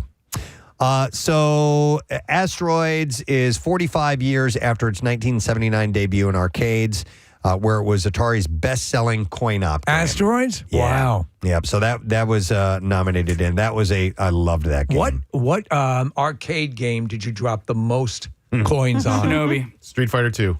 Street Fighter 2. Probably Dragon's Lair, because it was 50 cents. It was so good. And it was such a cool game, and you would just and it would eat you alive, and you couldn't stop because you wanted to see what the next panel was going to be, and you just kept putting money back into it. And 50 cents was they play homage to it in Stranger Things. You overpriced son of a bitch. Yeah, they hated it because of that. I loved Terminator 2, which was the gun? The gun. That was a great side game. scroller. Jesus Christ. So I absolutely put the most money into that. Commando was good like that, Yeah. Silent Scope. Oh, that was a great game. That was a shooter? Yeah. Steve, there was a good pinball Terminator 2 as well, and I played that a lot. This is I'm crazy. trying to think of probably over the most amount of time, the game that I spent the most amount of time playing, so therefore probably spent the most money on, was the straight up original Donkey Kong, which is where we first are introduced to Mario. Yeah. And I played that. That was my favorite game. Favorite game? Yeah. I would always have on the back glass have all those quarters sitting up on top. Every now and then row. the quarter would slide down into Yes. And get stuck in the little metal thing, and you just sit there and try and get that last token or quarter out of there. You wretch son of a bitch. So the game Ultima, it says here, which The is Ultimate inducted, Cosmetics Journey. it's spelled the same way, Ultima, or no, that's Ulta. Ulta, yeah. Isn't necessarily a household name, it says, but a force in the development of computer role-playing genre. Okay. And it inspired 8 different sequels, and was...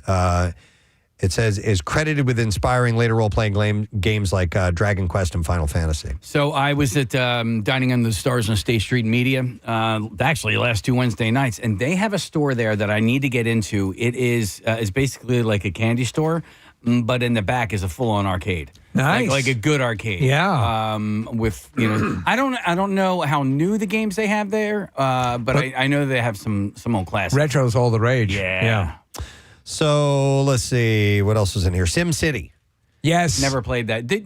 Claire played that. Claire, that was when she realized she sat down to SimCity. Everyone was playing SimCity. You remember it was just you create these suburban homes or whatever the different scenarios were in the family and all these different things.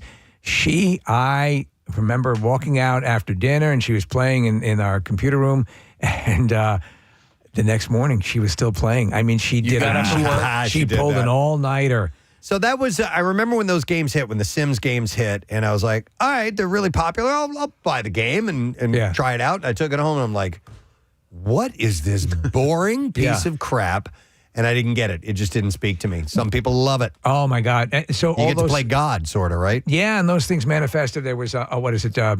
Farm. Farmville, Yeah. and then all those other ones that became apps on social media. Yeah, and Minecraft is similar to that as well. And my son, I didn't realize this until it was this past summer, where people that do Minecraft, what they end up doing is they'll go away from it for months and months and months, and then they will obsess over it for 2 weeks. So my son is in the 2-week phase of obsessing over building. He's back. Yeah, he's back, and then he'll be done. You know, he won't touch it for months on it. There was one game, Steve, and this was back in the days when you would go to Blockbuster and you could rent a game, try it out, and maybe buy it if you really liked it. And there was one that was kind of a world-building game where you did things like you built, before you build the roads, you had to put down the piping for the waters. And then you build the roads, and then you build the cities. And then, as the mayor, you could raise or lower taxes. And then that would have an effect on the economy and all this stuff. And I realized I was not built for that type of game. And the monotony of it. So, like, for example, any game that got too much into, as great as Grand Theft Auto was and is, the notion of having to stop and eat. I eat in real life. Yeah. You know, so it's not a big thrill. What would it be like to eat?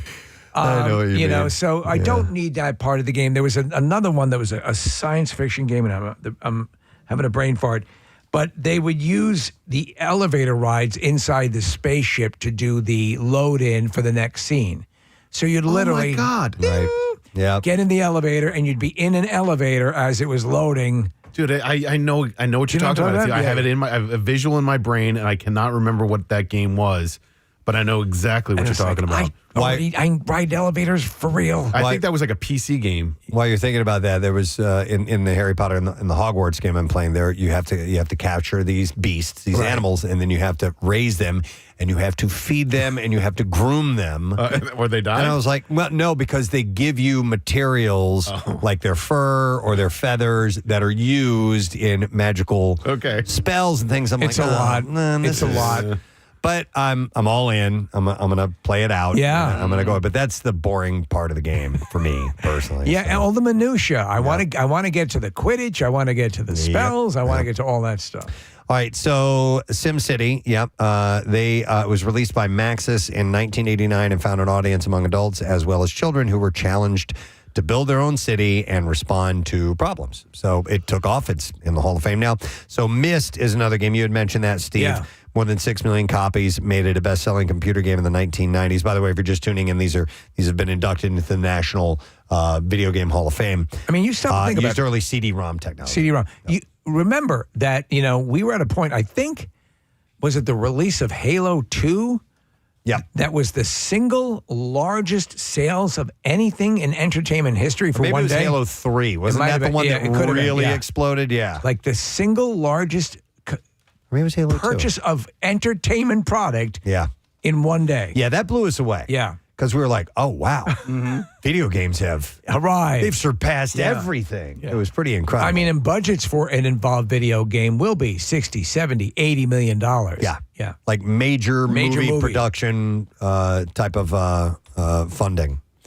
All right, and then the last one was Resident Evil.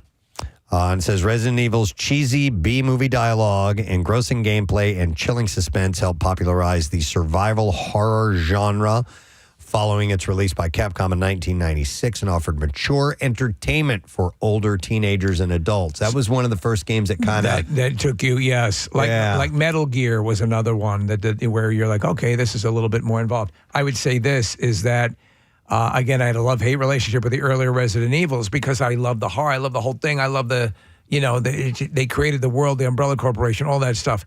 It's just that in the reality of the game at that time, if something had come into the room and you were the player in the game, you would be able to see it. But as the game player, you couldn't see it until it got to, you know what I'm talking about? The angles were, it wasn't an over-the-shoulder thing. It was locked scenes. Right. And I was like, you son of a bitch, what are you? Yeah. But still, love it. Yeah, it was a great game. I saw it the other day. I saw a car that had like an umbrella organization personalized license plate.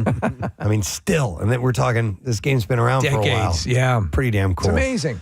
Real quick here, I'm going to Devin. Devin, good morning. Hey, good morning. What's up, man? Hey, you're talking about drinking video games, and Mario Kart is the best drinking video game. All right. What were your rules? Everybody starts with one beer. You have to finish the beer before you finish the race, but you cannot drink and drive at the same time. Wow, how the hell do you do that? You got to wait until you're knocked off the road or hit with the shell, and then just chug as fast as you can, or you can stop right before the finish line, or if you're really a go-getter, shotgun it right before you even start the race. Yeah, for the overachievers. Yeah. Wow. I love it. Thanks, Devin. Try that with your kids. Appreciate it. Mario Kart's one I never got into. Yeah. I think it was a little late for me. And I'm not a racing game guy either, really. There were a couple of racing games that I adore. I do anything to recapture the joy of those games. One was called the Midnight Club, where you're street racing, and the mechanism for it was, a lot of times it's hard to figure out where you are. So as you were driving through the cityscape, there would be a column of light to where you needed to get to. Coming up from it. And it was all nighttime, so it worked really well. Another driving game series, Burnout, with the more carnage you caused, the better you did. And then what was the other one? Oh, that Simpsons Taxi Driver one was great. Pretty fun. I wouldn't call it a race game, but it was Springfield rendered in full. Yeah. Yeah. Fully accurate. And you could go crazy. Yeah. You could do whatever you wanted to. That was a lot of fun. Let me go to Jesse. Jesse, good morning. That's great. What's up, man? So me and a couple of friends actually built our own arcade games. We bought empty arcade cabinets. Okay. And we put like all the buttons, everything together. There's a little computer you can buy. It's called a Raspberry Pi. Yes. Excuse me. And it has 23,000 games, 23,000 plus games. Yeah, I have one like that. So it's an emulator, and they're the best. They had the group at the Game Is Afoot Arcade, I believe in Horsham, set me up with that, which I'm eternally grateful. But how many games in yours, Preston? It's like that. Yeah. There's over 10,000, maybe 20. I don't know. I'll never ever get to all. Because some of them are very antiquated, bare bones, old stuff. And what you realize when you go back to the old stuff, a lot of those games were the exact same game, rip-offs of other just games. with a different thing on it. But everything from the modern systems to GameCube to Sega to all that stuff is in You there. have Golden Tee on there, right? Yeah, I do. Jesse, so do you still play it? Oh, every day, every chance I get. You just go through and try to find old games that you haven't even played, and then, there's, like I said, 23,700 plus games. Yeah, it's ridiculous. Love it. And you made that yourself? I'm sorry? You made that yourself? Well, I bought the empty arcade cabinet. It was just the cabinet. So we bought a monitor, all the buttons. Yeah. It had a place for the trackball. That's awesome. Play Golden Tee all the time. That's cool. They have a Good cabinet, for you, bud. Thanks. Arcade game down the hall. We should steal that. They have a what? They have a like an emulator down the hall. Oh, yeah. At the station all the way at the end of the hall. Yeah. Nobody's ever plays it. Then we should steal it. We should totally steal it. Okay. It's a mission for you. It's your bud. job. All right. Well, anyhow, I thought that was kind of an interesting look. I need to go back and see what other ones and how long they've been doing the Hall of Fame. I never really take a peek at that, but the game's inducted in the 10th class. Just quickly, John says Mass Effect. Thank you, John. Mass Effect was the elevator game. Where it loaded? It's the load screen. Okay. And you'd be standing in an elevator. What was the gameplay for Mass Effect? Was it a shooter thingy? It was role-playing games, Okay. futuristic. I really dug it, but it would piss me off. Here, we'll go to his call real quick then. John. Hey, John. Hey, man. Hey, so yeah, it was Mass Effect, but the other thing that was interesting is anything you changed in the game, you'd hear it as news in the elevator, and there's so much backlash to it that they removed it from the second game, but it was still so immersive, and then they started adding all the big-name actors to the second game that it actually made it better without the stupid loading screen. But they were trying to keep it like you were still in the world, which is why they did all these stupid elevators. Yeah, it was, constant elevator rides, which is like, but the game itself, once you're out of the elevator, was a solid game, correct? Oh, it was fantastic. Yeah. And in fact, they just did the Legendary Edition of all three of them like a couple years ago. Because each game built on the same. So each choice you made in the first game affected the second and it affected the third. And they just remastered them all. And it was really interesting because they kind of left that in. And then by the time you get to the second game, and then they start having like big name actors like Martin Sheen and everything doing voice acting, it actually sped it up a little bit and actually improved the immersion of the game. That's which cool. is funny because the thing they tried to do to make it better actually just pissed everybody off. All right. Thanks, John. Appreciate it, man. Let's see you, bud. All right. Well, game life is still bigger than ever, probably. I don't know. A lot of money. Yeah. A lot of money. All right. Well, listen, we do need to take a break because we got to come back in a moment and get you some bizarre file stories, if you don't mind, friends. So we will do that very thing. Stay with us. We'll be back shortly. Preston and Steve on 93.3 WMMR.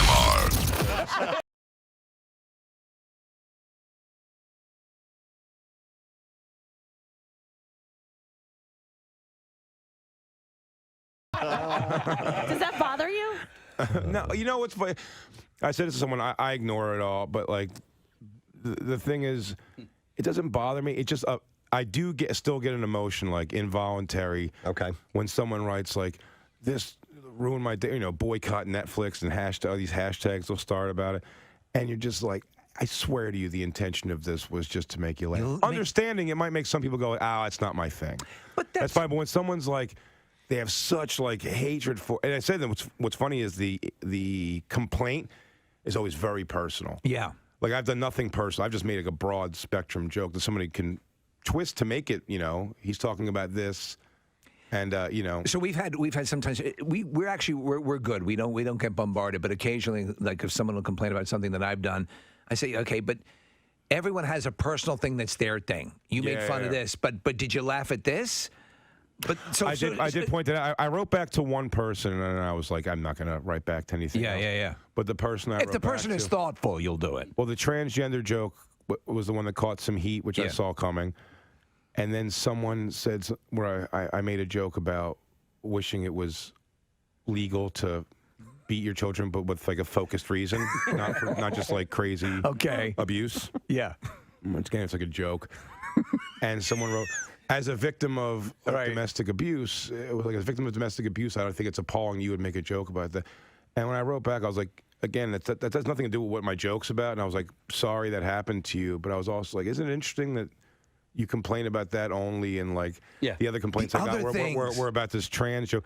And I go, and both of you only complained about the thing that affected you personally. You know what I mean? Right. That person didn't go, and this, and then it's always like, it's just the one joke that hit them personally. And no one sees that before they start taking to the computer to be like, how can you say this one specific thing? And you're like, you got to either be mad at all of it or none of it. Right. Well, you're not out to hurt anybody. That's what gets missed. That's the bummer. That's the bummer when people get upset. You're trying to make people laugh. My thing was to make you laugh. Yeah, yeah. Understand that you might not laugh, but to have somebody go like, it's inspired you to go write like a 4-page letter to Netflix seems pretty like, it's awesome to some degree. What kills me, Jay, is that and we always bring this up. Then there's about 45 million other shows on Netflix. Stop watching. Move on to the next thing. Really? Or don't listen. You're making me look such a bad boy in front of these chicks. Yeah, that's right. They're lining you up. Yeah. I was thinking about it on a long ride on my motorcycle the other day. I don't even know how to turn on a motorcycle. I've been on a motorcycle 2 times. Both times we're behind with my arms around a man's waist. And both times I burned my calf on the exhaust pipe. 2 for 2. I think the most telling thing was you said, I don't know how to turn on a motorcycle. I don't. Turn on. Is that we do? Do you turn it on? You start it up. You can make the sound. I know there's something where I have to go like that. I don't understand like the thing. It's all like the YouTube celebrity. No. A social media celebrity. I don't know how that kind of came out of nowhere. But sometimes like that Post Malone's got a song or two that like, it's producers though. It's smart. That the Cash Me Outside girl, I've gone 180 on her. We went from like just crapping all over to I'm almost a fan. I bought a new Explorer yesterday, and you have to name it. You have to nickname it in the Ford app. Yeah. And I named it Bad Baby. That's her name. That's her rap name. I love her. And isn't it Bobby? Like Barbie? Bad Barbie? No, Bad Baby. Okay, all right. Bad Baby. Okay. She is garbage, but I love her. I've picked sides in the Whoa Vicky, Bad Baby argument. Well, she's fighting now Iggy Azalea. Yeah. Well, Whoa Vicky. You want to put a good side by side? Look at Whoa Vicky and Lamb Chop. Remember Lamb Chop? Shari Lewis's Lamb Chop. I just really dated myself for all these hot chicks. You guys remember William Cat from America's Greatest Hero? The Greatest American Hero. We on the bonfire we do a thing. There's a Whoa Vicky and some dude she was hanging out with got into they insulted they threw shade Snoop Dogg and then came back with an apology video that's like 30 seconds long, and whenever we have to apologize in the bonfire we had our producer like verbatim write it down. Their sentences, can you play it by chance? See if you can look that up. It's Whoa Vicky. It's Whoa Vicky apologizes Snoop Dogg. It is. There's sentences that go nowhere. It goes, nah, I'm saying, because we don't even know be like when it come down. That's no exaggeration. Yeah. Okay. All right. Marissa's going to try and search that and bring that audio. I believe in Marissa. She can do this. At the end of the day, we respect Snoop Dogg because he a real OG, you know. Yeah, shout out to Snoop. Like, I'm sorry for everything I said. I didn't mean it like that. I make people happy, like, do funny videos. That's what I do. And I'm sorry for everything I did, like, towards you and towards everybody that's with your shit, whatever. I'm sorry for everything. Yeah, for real. Like, we really ain't know, like, what we was saying. Like, it was really off of the camera, no cap. Like, you know. All right, it ends there. And by the way, that's like twin speak, by the way. That's yes, like when twins share a language. Yeah, nobody else knows what the hell they're saying except for those two. I have no idea what they said at all, but we have it written out. So whenever someone gets, and they get mad at us at Sirius a lot, we always gonna go. I'd like to say to John Fugelsang, you a real OG. I'm sorry for everything I said and what I said be like, because it sometimes be like that, and then you know I ain't know what I says and that stuff and you says. But we just like to say the name. He goes, I'd like to apologize to John Fugelsang. Say, man, sometimes. Our sincerest apologies to Radio Andy. I love the concept of John Fugelsang being known in the hip-hop community. John Fugelsang. All right, thank you. Big J. Okerson. Let's hear it from everybody. Thanks, bud. Love you guys. Thank you so much, man. The holidays are nigh, and Meghan Markle is about to celebrate her first Thanksgiving and Christmas as a royal. But by all accounts, it's going to be pretty weird. Sparkle Markle? Well, first up, Thanksgiving. Some question whether the American-born Meghan will be allowed to celebrate the holiday, seeing as it commemorates that time many English-born pilgrims set forth on a long and dangerous voyage to flee political and religious persecution in their homeland. I thought she and the royal family were going to go visit with the dad here in the States. Last year, Meghan celebrated with her mother, Doria Ragland, in California. What's going to happen is to be determined, but the Queen reportedly hasn't forbidden the celebration by royal decree, and Meghan and Prince Harry don't have any events scheduled for the day, so she may be indulging in turkey and stuffing behind closed doors. Mm-hmm. Now, for Christmas, meanwhile, we want to hope she doesn't eat too much gravy because, listen to this. I've never heard of this before. All right. She will have to be weighed before her Christmas meal, per a juicy new report hailing from the royal expert Ingrid Seward. Apparently, every member of the royal family, including Harry, Prince William, and Kate Middleton, must be weighed before and after dinner on Christmas Day. All right. Wait, after dinner, and do they get to poop first? That I don't know about. But what is this about, this bizarre thing? It's a tradition. Okay, apparently the Queen asks guests to weigh themselves to ensure they're being well fed. Oh, okay. And once weighed, the guests must enter the dining room in order of seniority. Once seated, the head chef carves the turkey, and paper hats are donned, but not by the Queen. So everybody has to wear wearing our paper hats, and it's so much fun. Where is the scale so we can see if we've put a lot of food into our tummies? Oh, look, I folded a flap on my paper hat. Oh, what fun. So much fun. Yes.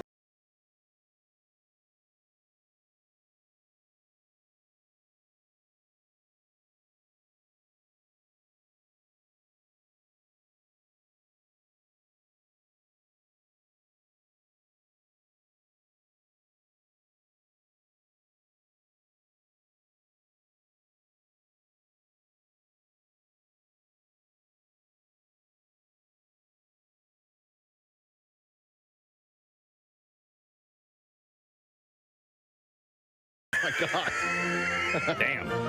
I've seen the paper hat thing. Christmas. I love Christmas. For the annual slaughtering of the peasants.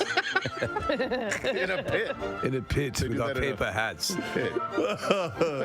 And the one who catches my paper hat will be spared. Oh, that's a nice tradition. Merry Christmas. Merry Christmas to you and your family. Congratulations on your joint paper hat catching skills. Oh my God. You're free to go. Now for the rest of them, line up. Really, the only way to enjoy Lorenzo's Pizza on the whole is to have some assistance. And we are doing that via a dental device, correct? Yeah. Okay, so Casey and Nick are going to put these lip spreaders in. That if you've ever gone to the dentist and you have to get some dental work done, they do this so it pulls your lips up and your cheeks out to the side so they can get in there and work really well. Yeah. So it's, and for eating purposes, Preston, it gives you maximum coverage of the pie. Yeah, and my favorite is pepperoni pizza. Your favorite is pepperoni pizza. Pepperoni pizza. I like pineapple. You like pineapple? Pineapple. Okay. I also like mushroom. Excuse me? Mushroom. Mushrooms. Mushroom. Yeah, mushroom. All right, like so mushroom. is this, Preston, the specifics of this contest, are we talking the quickest to eat one slice fully? I don't know. I don't know. How about the entire pie? Let's just see how it goes. Let's just see how it goes. All right. And we'll see who ate it best. All right. Okay. You guys ready? Uh-huh. Yeah, lick your lips. All right, raise your pizza case. Get ready. We have a split We have a split screen shot. By Dude, the way, don't- you can watch this on Facebook. Don't make me laugh. All right, do what, Marissa? All right, cheers your pizzas. cheers. All right, cheers. And Cheers. on your mark, get set, and go. All right, here's the first bite. Oh, my God. Casey you have to let gravity take effect, right? Oh my God! Look at Nick. That's As if Nick couldn't get any more gross when he ate. because your lips are not assisting. All right. I love you, Sarge. I love you. Yeah. All right. I love you. Start eating. He loves you. He loves you. Nick looks like he. Oh my God. Don't make He can't lick. Nick is laughing his ass off. Oh, my God. This is Casey, disgusting. do you need something to drink? I got it. Okay, you got it? All right, so. Oh, Nick, did you take it out? Uh-uh. No. Oh, okay, all right. Casey's going to take a drink.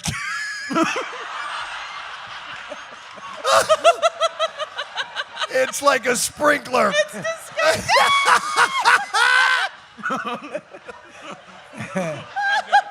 Nick, here's some water if you need it. All right. Thank you so much, Preston. Try not to get any of it on you. Don't laugh. WMMR. All right, thanks, Kath. Let's do this Bizarre File segment thing. WMMR presents Preston and Steve's Bizarre File. Brought to you by Mini Melts of America. Breaking ice cream news. Get Mini Melts ice cream delivered right to your door on the Wawa app. You're just a few clicks away from enjoying your favorite Mini Melts flavor. Download the Wawa app today. Story out of Massachusetts. A liposuction procedure performed at a home in Somerville is under investigation following the death of a person earlier this week. Get the Hoover. The procedure was allegedly done inside the home in Somerville late Thursday and may be linked to the death of a person. The individual returned home to Everett and was then brought to the hospital. Police said they're investigating whether a person was injured during the liposuction procedure done at the home on Thursday. A woman died and another was wounded after the operations. Police responded to a multi-family home for a medical emergency around the same time. I don't have any more details other than that, but... Well, they went to great lengths. They said they cleaned off the coffee table. Listen, so like you hear of the butt injections and stuff like that. So injections and things like that, I would never, ever, ever obviously do something like that. I could see that over liposuction. Which with trained doctors is a risky procedure. Yeah. It's incredibly invasive. And if you've ever seen it done, it's very violent. If you want to not get it done, see it getting done, and you'll never choose it as an option. But these people decided to do it at someone's house, and somebody died. Miami Beach police could be riding a new set of wheels soon as the department unveiled the world's first police luxury car. The department announced the first Rolls-Royce police car on Thursday afternoon. That's pretty cool. The new set of wheels is part of an effort to get people to join the police force. It is a recruitment tool. So they're not surely promising that you might be on patrol in a Rolls-Royce. This thing is never going to Yeah. see actual action. The police chief, Wayne Jones, said, "This is top of the line. This is the best you can get as far as it relates to vehicles. The police department is the best there is in the country." He said, "Recruiting police officers in this country today is a difficult thing to do. Using this car to help us to do that is going to be great." So the car was made in collaboration with Brahman Rolls-Royce Miami. But here's another police vehicle story, and it's also out of Florida. This is in Orlando. The state's highway patrol uses marked police semi-trucks to make traffic stops. That's pretty wild. Yeah, so there's pictures of a marked big rig with police lights, and it went viral actually 4 years ago and left many people with one question: does the Florida State Highway Patrol actually use semi-trucks to pull drivers over? And apparently it was true in 2018, and it is still true today. So think about who sees more traffic infractions than truck drivers. Yeah, there are several divisions of the Florida Highway Patrol. One of those divisions is the Commercial Motor Vehicle Enforcement Troopers, a.k.a. the CVE. CVE troopers are dedicated to enforcement of efforts on commercial motor vehicles. There we go. And according to a spokesperson, it takes a specialized trooper to enforce certain laws that normal law enforcement officers cannot. This semi-truck is just one of the tools they have to enforce aggressive driving and noncompliance on our highways. So the semi has Florida Highway Patrol markings as well as red and blue lights. The semis are always properly equipped to initiate a traffic stop, but they are used primarily for spotting. But it's an actual semi-truck state police vehicle. Pretty wild. Pretty wild looking. Yeah. All right, this story is out of Utah. A chunk of ice fell from the sky and killed the family's goat. No. Cassidy Lewis heard the loud bang on Monday morning. She said it shook the house. It also left her animals in chaos. She said the roosters were freaking out. The horses were going crazy. And when she ran outside, she saw the hole ripped into the shed, chunks of ice scattered around, and a maimed goat. Her mind couldn't make sense of what happened. She said, just confused by what had happened, so I did call the sheriffs. And the sheriff then told her that the only reasonable source of the ice would be a passing aircraft. He said that we're below a flight path, and it could have been ice from an airplane, which I had no idea that could happen. And her own research and calls to the airport left her convinced it's the only explanation that it would happen to crash through a shed and kill an animal. So the FAA is apparently investigating this story. A daycare called Bibs to Books is under fire after a video surfaced of employees seemingly encouraging two young children to fight. Oh, what is it with these kindercare fight clubs? Yeah, the disturbing video was posted to Facebook and sent to local media outlets, generating a lot of concern from the public. The video shows two young children pushing and hitting one another with a caption that reads, "Fight night already started." I must break you. The video appears to have been recorded and posted to Snapchat by one of the daycare employees. Fight! A letter from the owner, Linda Thomas, had been posted to the front door of the facility acknowledging the video. The video circulating on social media is and never will be acceptable at Bibs to Books, according to the owner. So when you're that age and you go to your corner, do you breastfeed or what do you do? Linda Thomas said, "I am incredibly disappointed. I suck on a binky." Right? I'm incredibly disappointed in the staff members that were found to record this, as fighting should never be encouraged by anyone. Thomas called daycare employees from the other facilities and buildings to cover Bibs to Books on Thursday after sending employees home. Thomas is currently out as she battles some health problems. And the state is investigating the incident, and the two employees involved in the video obviously have been fired. Insane. Yeah. All right, and that is actually where we will wrap it up this morning in the Bizarre File, dear friends. So we'll take a break. And just a reminder for Coolest Teacher, Owen J. Roberts High School in Pottstown. You guys are up next. Text the word teacher to 39333. We'll send you the voting link. And for those of you who aren't school age, keep in mind our live broadcast at the official opening of the Jersey Shore at Keenan's Irish Pub is a week from this Friday. Oh, my God. A week from this Friday in North Wildwood. The details are at PrestonandSteve.com. We'll take a break and we'll be right back. Preston and Don't get it on the equipment. That was... Casey looks like he's looking at a UFO. Hey, Maris. Oh, my God. I don't want him to knock that over. there. Yeah, thank you. All right. Excuse me 1 second. Okay. Nick's wiping his He's mouth. wiping his mouth. Casey, I noticed you're using the gravity method. You lean back. Yes. Yeah, I agree 100%. Nick is leaning forward, which I find kind of wild. All right, now he's tilting back. You got to let gravity take over. This looks like an inspiring story. Oh my God. Of two guys born without lips. Oh my God. It actually, Steve, it looks like the sequel to Hellraiser. It does. You know what, though? What? It's really delicious. It is delicious. It's Lorenzo's, of course. How far along are you guys? I'm almost done, Steve. Now, Casey's about halfway. He's eaten more than you think he has. So we want to do it to completion because I think they might hemorrhage. I don't know. Case, what do you think? Don't talk with food in your mouth. Have more water, Case.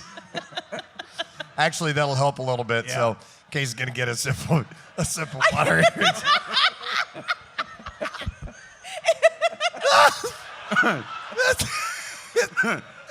Kathy, got anything in my teeth? I'm sorry we're doing such a visual thing on the radio, but this is just hilarious. Casey, This is my favorite sweatshirt. it's his favorite sweatshirt. Did you get some on your favorite sweatshirt? Damn it! It's an absolute mess. I tell you what, It makes you really appreciate. keep going. Oh, it fell out. There. I know they kind of slip out every now and then. What?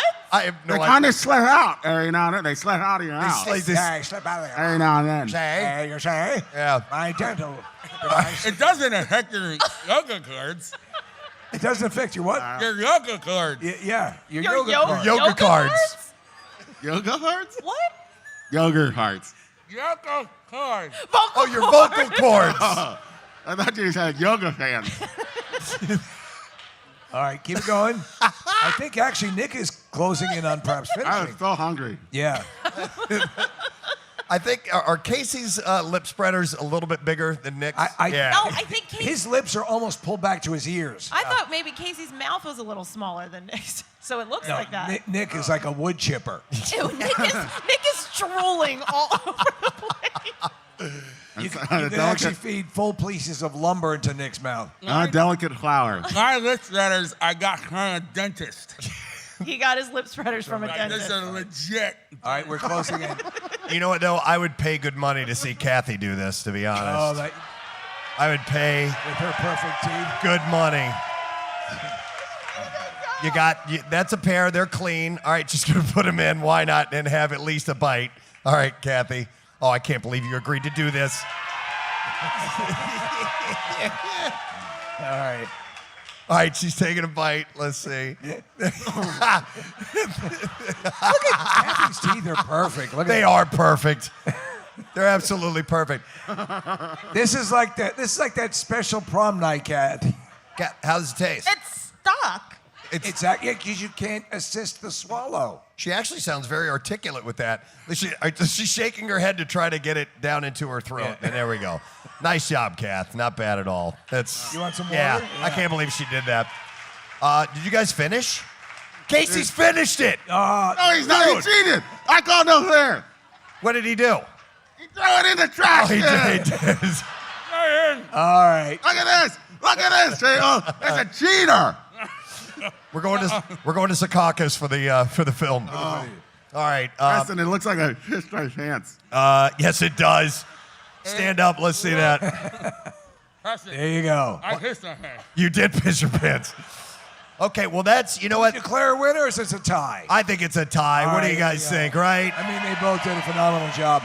Though Casey's human sprinkler impression was quite impressive. I think you guys should kiss. I really do. I think it's. Oh my God. That is repulsive. Food all over. Oh man. You all right, buddy? Yeah, you know what though? What? I gotta take my favorite sweatshirt off to reveal my favorite pizza. Oh, it says Delco. We're happy to have him here, ladies and gentlemen. Tony Rock is here. That's how I'm coming on stage. stage tonight, right there. That's your song, right? It's going to bring you out on Take the stage. yeah. I like it, man. How you doing? I'm good. How are you? Good. Welcome back to Philadelphia. Thanks for having me. Yeah, Appreciate it. of course. You enjoying your butternut squash soup over there? Butternut squash soup. Who knew? Yeah. For breakfast. What's the restaurant downstairs? Harvest. Yeah. Oh my God, butternut squash. Kind of tastes like sweet potato. Yeah. It's really good. You know, now there's endorsement deals available. Yes. Hey, I'm Tony Rock here for butternut squash. Just in general. Nothing gives you comedy cred like butternut squash. Does it? And this is how you sell it to men. And fellas, she'll dig it too. Have you noticed that? Every commercial, when they want to sell something to men, it's like, it'll do this, energy, vitality, whatever, and then it's fellas, she'll dig it too. Well, what I love is like, oh, girl's gonna like it. I gotta get it. I love it when they do you'll be a stallion in the boardroom and the bedroom. They did like those the Just for Men hair color things. Oh, So I used to color my beard because it's totally different color than my hair, and it turns out I was allergic to it. So I get these rashes on my face. But those commercials were like, ladies will love it too. You'll have a rash on your face, but chicks will dig it too. Yeah, I'd do it in a heartbeat, man. That's funny. Wow. So you're in town. You're doing Helium Comedy Club. We are happy to have you back here. We were just off air talking about the show, and Steve, you and Casey. It was Living Biblically was the show. It was on CBS. It was produced by one of the members of the Big Bang Theory, Johnny Galecki. Yes. And I thought, and Casey thought as well, it was based on a popular book about a guy who decided to live a year of his life based on the Bible. Like 100% according to the Bible for one calendar year. Yes. Right. And so you were in the cast. I thought it was a solid cast, likable ensemble, a fun show. But it was an amazing cast. It was Cameron Manheim, Ian Gomez, Johnny, Jay Ferguson. Yeah. It was amazing. Good people. I just think people weren't ready to have the Bible in their face every Monday at 9 o'clock at night. Like every episode was the Bible says, and that was the episode. The Bible says, and then the show got canceled after 13 episodes. And then CBS came right back with another show. God liked me on Facebook. Friended me on Facebook like or something. Yeah. It's almost the exact same show, except it's a drama. Yeah. So that always happens though. One show has to take the bullet so that another show can get through. Well, let's see how this one does. It's doing well, but I thought that's got to suck because you've been in the business for a while, right? Everything seems to be firing. You have a good slot, and CBS is known for their CBS. My last sitcom was on CW. Totally different world. CBS, man. I was thinking I'm looking forward to Super Bowl tickets. I'm like, I'm gonna be with the cast sitting there like, hey, we're on the big screen at the Super Bowl. I was looking forward to all of that. They pulled it. No Super Bowl for me. I mean, but now you're used to obviously shows, that come and go. It's the nature of entertainment in the business. Right, yeah. But I would be, and I think you have every right to be pissed because I also think you give it a little bit more. You give it a little bit more breathing room. People forget, and you don't see it anymore these days. Seinfeld struggled for like a year and a half. Seinfeld was like damn near canceled. And then they said, let's give it a few more weeks. And then for some reason it turned around. It turned around. I really think that show biblically would have been a super hit. By the way, couldn't you port that over? Couldn't you give that a chance on perhaps, I don't know, on the Hallmark Channel or something where you maybe would find an audience? Oh, after an all-new Touched by an Angel. Touched by an Angel. An all-new one. And fellas, she'll dig it too. That should have been the same, right? I brought Dave Chappelle on stage one night in L.A. I do a birthday show every year. Sublime on 93.3 WMMR. Good morning. Preston and Steve show. Late into the program, about 13 minutes after 10. Weather-wise today, we should be seeing a little more, like I said, some blue skies, some breaks in the clouds at some point. Today's high about 73, so it should be a fairly pleasant day today. Tomorrow 76, maybe looking at some afternoon showers and some rain expected on Wednesday, cooling off again, high 65. After that, we're looking pretty decent. We'll see. Lesson question prize for today. Pair of tickets is MMR Rock's Heart. They're going to be playing the Hard Rock Live at Edis Arena in Atlantic City, and that will be on May 24th. And if you can answer this question correctly, you can get those tickets.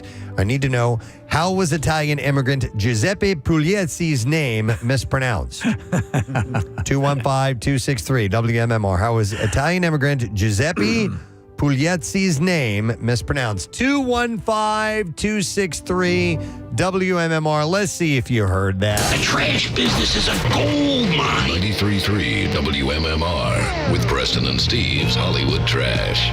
Brought to you by A.D. Moyer Lumber. Trusted expert since 1939. A.D. Moyer Lumber is your professional source from decks, windows, doors, kitchens, millwork, and more. You can visit them on the web at admoyer.com. What's up this morning, Steve? Well, Katherine Schwarzenegger has no use for the Met Gala, saying it's pompous and overinflated. Katherine has had disdain for the Met Gala ever since her father, Arnold Schwarzenegger, was banned from the event after gaining access to Anna Wintour's private bathroom and, quote, blowing it up. Big Brother star Memphis Garrett saying any talk of restraining orders with ex-Christmas Abbott is over, saying they have both moved on. In fact, Memphis says he's found happiness with the total opposite of Christmas Abbott, his new girlfriend, Hanukkah Costello. Oh, my God. Complete opposite. And MTV announcing they will be skipping their movie and TV award show for 2024. MTV executives hinted that the decision was a result of protests around the Israeli-Hamas conflict and also because no one watches MTV. And that's your All righty. Well, we're looking for the answer to this. How was Italian immigrant Giuseppe Puglietsi's name mispronounced? And we will go to Steve, our first caller in. Hey, Steve. Morning, bud. Morning, boys. How we doing today? We good. Let's see if you can get the answer. How was Italian immigrant Giuseppe Puglietsi's name pronounced? That would be Gypsy Pussy. Yes. Yep. Hang on, Steve. All right, we're going to give you a pair of tickets as MMR Rocks Heart, and they are going to be performing Friday, May 24th at the Hard Rock Live at Edis Arena in Atlantic City, and tickets are on sale now via Ticketmaster. Now, Preston and Steve's Music News on 93.3 WMMR.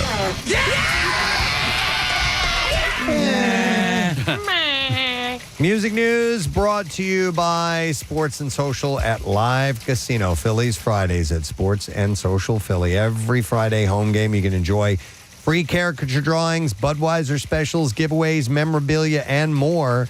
Visit sportssocialphilly.com. So the band Bad Wolves have teamed up with Grammy-nominated singer-songwriter and our friend Chris Daughtry for their new track, Hungry for Life. Vocalist DL describes the song as an anthem about resilience, the pursuit of purpose, and the will to rise above life's challenges. Currently on tour as direct support for rock mainstays POD through May 31st alongside Norma Jean and Blind Channel, Bad Wolves are promoting their acclaimed 2023 album, Die About It. And then I don't have just a couple in the music news this morning. Yeah, but after 18 years of marriage, Creed frontman Scott Stapp and his wife Jacqueline have decided to split. Yeah, sad to see this. Jacqueline's representative stated she made the difficult decision after much prayer and consideration. I pray we get divorced. Wow. Please, God, let us divorce. God, if you give me anything, a divorce. While Scott intends to navigate this difficult time privately, according to his rep, Jacqueline's spokesperson says the welfare of their children will always be her utmost concern. The couple who met at a charity gala in New York before tying the knot in 2006 had previously separated, with Jacqueline filing for divorce in 2022 and 2023 before withdrawing. Scott ultimately submitted divorce papers in May of last year, and he credited Jacqueline for restoring his faith, calling her a divine instrument who helped him get sober in 2015, but they now share 3 children as they go their separate ways. Now she's a This is amid Creed's reunion tour. And Stapp's new solo album, Higher Power. He seemed to be in a good place when we last talked to him and things were going on. Maybe is it just like, why do we keep beating this dead horse? Probably. Probably. I mean, listen, I said it when we were talking to Tom Arnold. I mean, there are times when divorce is the right move, and it's unfortunate when it happens. But you also have to look at, hey, this is doing nothing for any of us. Stinks. It's going the other way. And so, therefore, splitting up sometimes is it stinks. The path to a better life. Exactly. You're better than that. Just like that. I mean, they know they're better than that. That ain't you. Marriage counselor. Yeah. Will you? All right. was that? That's it in music news. He said, "Oh yeah, yeah, yeah." Will you? Ding, ding. Time's up. All right. That means we have to take a break. When we come back, we will get the letter of the day for the Word of the Week prize. And coming in to cover for Pierre today, Jackie Bam Bam. Hey! Jackie Bam Bam will be here. And we can talk to him about Lenape High School. Yes. Because that was Monday's, or actually Friday's coolest teacher drawing. We'll be back in just a moment. Stay with us. In LA at the Laugh Factory, and Dave Chappelle stopped by. Just came by. Oh, wow. You know, room's packed, and people are like, "Hey, the Laugh Factory has a great show going on. It's Tony's birthday," and Dave pops in. My idol, Dave State Chappelle. of the art. And I'm like, "Could you please go on stage?" And he's like, "Yeah, sure, I'll do." And he goes on stage and goes, "Well, I first have to let you light his cigarette." And he takes his time. First, I have to let everybody know that I didn't even know Chris and Tony were brothers. I thought it was a horrible coincidence. And then I see you do stand up, and I said, "The kid's gonna be okay." Yeah. Oh, that's awesome. Man, That's amazing. Yeah. And we had a story the other day about a home coloring procedure that you can do for hair. Yeah. And we're gonna try it out today. We're gonna give this a shot. Should I reveal what by all it is? means. Apparently, you can color your hair with Nutella. You know, the dip, the chocolatey. Hazelnut dip. I love it. It's one of my absolute favorite things to eat. And so you've always had an issue with. I used to dye my beard because I have a gray beard and I have darker brown hair, little tufts of gray. Yes, but distinguished. But anyhow, and so it's a stark contrast between the two. And I used to dye it, and then I found out that I'm allergic to the hair dye. Yeah. And I mean, like painful burns on my face. I should have shaved today. Damn it, I didn't do it. I have a little bit of. Well, what do you? No, that's if okay. you I feel shave, like you need it. I want it longer. Yeah. Okay. All right. Anyway, I'm the stylist in this, by the way. Okay. Yeah. Kathy is going to be a stylist. So we're going to try dyeing my beard with Nutella today. and So see if Kathy's it going to works. nut all over your face. She's going to nut on my face. Well, there's this. It looks like in the video anyway, if this even works, is that there's some condensed milk. So yeah, I might lick your face, dude. I might be licking your face. You want to start with that? It'll look like you. I know. Kathy's nutting all totally glazed me. Anyhow, so we're going to try this out today, and we'll see if it works or not. Ooh, Kathy is putting on rubber gloves. Oh. Ooh. What are we doing here? I think we're getting a rectal search. Call Dr. Mike. Hello, sir. What are we going to do here today? Oh, okay. We're doing the role full play. treatment. Yeah. Role play. All right, you're a border guard. I wanted to darken up my beard a little bit. You know, it's kind of salt and pepper, but I'm allergic to chemicals, so I need something a little more natural. Oh, I know what we can do. I have Nutella and something that looks like man juice. I love that stuff. Man juice and Nutella. Let's give it a try. All right, hang on. And Kathy came with all the professional equipment, a garbage bag, which has a hole punctured in it that she's putting over Preston's head. We don't want you to get dirty. It's a nice little smock. It barely covers your shoulders. So I'm going to have to leave my headphones off, right? Yeah, because you're going to get up here. Yeah, come on, man. What are you, a professional? What? Do you have a brush? So we're just going to have you tilt your head back a little bit. Ooh. All right, now lean in a little more to the microphone, guys like Kathy. that? You're going to have to rub your breasts on Preston's face. No, it's as far as. All right, so we have a mixture. Is it a mixture of Nutella and half and half? Well, no. So it's Nutella, and then you just take the condensed milk and you kind of sprinkle it on his face afterwards. That's what the video does. So that's This what is I'm like gonna a bad gay porn movie. All right, I got it a little closer now. This is really bad. Can I get a scalp massage too while you're back there? Listen, we don't do that here. No, that's shocking. That's the hair equivalent of a handy. Okay. I thought you were going to be. It's just a hand. Using like a brush, like a. I got a brush. She's using a spoon. We got to put it on. All right, so she's now ladling the Nutella, which is thick, man. Yeah, how do you not just want to Oh my God! eat it right this away? looks like a sequel to Two Girls in a Cup. Awesome. All right, so she's spreading it on his beard. He's eating the Nutella. It's disgusting. Oh my God, Casey. All right, so the Nutella is being. Now, Preston, you got a little. on your- it looks like someone teeth. crapped on your chin. Now listen. Oh my Video, he God, does, Chuck like- Berry would be all over this. Yeah, It yeah. does patches, so I'm gonna do. Save that. Save that to the hard drive. And then I'm gonna rub it in. All right, so he's got dollops of what appear to be crap on his beard. It's Nutella, though. Are you putting that in his nose? Oh, my God. Don't you want your mustache done? God, what a soothing size of a voice. dog turd. She's got a can of condensed milk. How are you going to pour that on his That's what they beard? did in the video. You got to pour it lightly because it's a full, wide open can. Oh, my God. Oh, my What God. are you doing? She's. What are you doing? What? It's hot. Dude. Oh, my God. You're dying Oh, not. my God. She poured like an going 9 down- ounces. down It's my going neck. down his neck. Up and rub it in together. That is a filthy mess. Oh, okay, now she's rubbing it in. Okay. This. Because he had a giant mix it glob. What do they call this? This swirl, this frothy swirl that occurs after backdoor stuff? I don't know. They don't call it it. Is that felching? No, that's with the straw. Schmegma. No. Oh my God, this looks Ew, the disgusting. condensed milk is making the Nutella like Yummy. gross looking. And No, this is not yummy. This is weird. Oh, well, there we go. Yeah, it's coming in together nicely. Get up on the sideburns there, Kathy.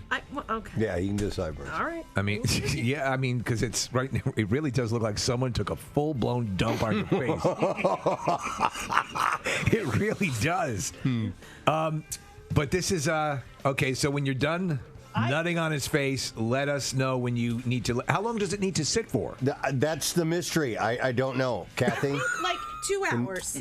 That's it? Is this just a practical joke from the Nutella world? Seriously, I think it might be because this condensed milk is really making the consistency of the Nutella disgusting. Well, I always wanted a pearl necklace, and now I have one. I'm breaking out my camera. I'm going to put it in. This is part of the one DJ in a dumpster. No, you know who I look like? Yukon Cornelius, man. Yes! Nothing. If this turns out to be an elaborate practical joke, it's a good one. It is a good one. Because we fell for it. Yeah. Yeah, it's not like there's a bad ending to this. Or Right. You look like this looks like the last scene in the most horrific gay porn ever made. Yeah, I'm a mess. It's called Taco Tuesday. You've got. Did I get some on my headphones? You did. Damn it. I know. It's I tried. Oh, yeah. no, Preston did it. It wasn't. It's You're not right. you, Kath. He's licking them off. I'm just trying to see if How long? if there is a if it says how long. So let me just check here.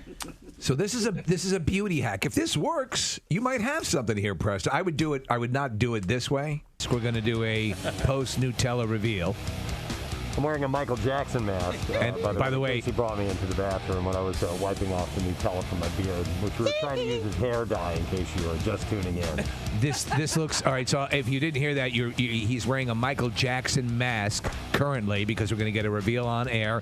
He had Nutella in his beard as a dyeing agent, and we're going to find out if it works. I will tell you what. You look better with that Michael Jackson mask than Michael Jackson ever looked. It's white Michael Jackson, by the way. Okay, so you guys ready? Yeah. Right, So before we before we reveal, you took a peek. Any feelings before you reveal to us? No. Okay. I'm going to let you guys take a look. I don't want to tip the hand. All right. So we can get a drum roll, Case. Yeah, here we go. All right, Michael. Reveal. And here we go. So the exact same. Not a damn thing. Well, your skin is a little dyed on the cheeks. It's nothing. Nothing. It's nothing. Literally anything. nothing. It is a complete lie. Damn it. Jack Nicholson. Nirvana 93.3 WMMR on a plane. M27 and the President Steve Show coming to an end for a Monday. Fairly painless Monday morning. I think so. Sometimes they can be rather difficult to navigate, but this one felt pretty good. Still waiting to see some actual sunshine. Reading the weather forecast is supposed to break up, and it's mainly clouds. Yeah. You know what? We had a beautiful day over the weekend with the sun peeked out and just. I tell you, your attitude shifts in a second. Yep, it definitely does. But your attitude's going to be shifting shortly. I'm going off to get a colonoscopy. Yeah, and an upper endoscopy, yeah, right? I'm doing it both with one prep, though. One shot. Yeah, Good for baby. you. Yeah. That is the way to do it. Most definitely. I hate that prep. You know what I hate the most about it? Gatorade. I can't effing stand Gatorade. Yeah. Do you not like it because you associate it with this, or do you just It very well dislike could Gatorade? be, but I've never liked the taste of Gatorade to Okay. begin with. Oh. It's what they make you take the laxative, the powdered laxative in. And so, I knocked it out, but would you even know that during this entire show, I was robustly crapping in my pants? Were you zipping in there to? Yeah, no, I was going into the bathroom. Yeah. I was doing my deal. Last time I did mine, and I did the prep to the letter, it hadn't taken effect. It had taken too long. I guess your body's not, Yes. exactly like clockwork, and it had taken a while for the clean out procedure to set. And I got there, and I went to the bathroom, and they checked me out, and they're like, we don't know if we're going to be able to see anything in there or not. I'm like, you've got to be kidding me. I'm not doing this again. No, I'm like, I don't want to go through this again unnecessarily, but fortunately, they were able to see through the muck. Excellent. And the mire. and the mire. Oh, my God. And figured out, but I was just like, please don't tell me that I'm going to have to do this again. So hopefully things go swimmingly for you, sir. If I have a cookie after and I'm on propofol or whatever they give me, I'm going to be thrilled. Nice. I would like to thank no one because Sebastian Bach never called in. He was supposed to be on our show. hell? We never heard from him, so I don't know. Maybe later in the week. Who the hell knows? But we did make one announcement, and that was a big friggin' deal. And we have New Jersey Motorsports Park. It's a $100 gift card for $50. And that's what the big friggin' deal is at WMMR.com. Almost always 50% off, so you can't beat that. Make sure that you go to it. Oh, and also thank you. We did get a call in from Mr. Nick Orfanos. Yes. Spanish teacher at Lenape High School, and he was the coolest teacher of the year, and we gave him all the prizes. And look who's here, a graduate of Lenape High School. You didn't graduate? No comment. Okay. A former student of I know Lenape High Lenape School. very well. Yeah, yes, you do. I do my mummers drill there at midnight, right across the street from Johnson's Farm, and the Medford police are like, Jackie, what are you doing? Then they help me drill them, the noise ordinance and all. But I know it well. I'll bet you do. Nice. How you doing, man? How was the weekend? It was wonderful. Mommy's little monster's back.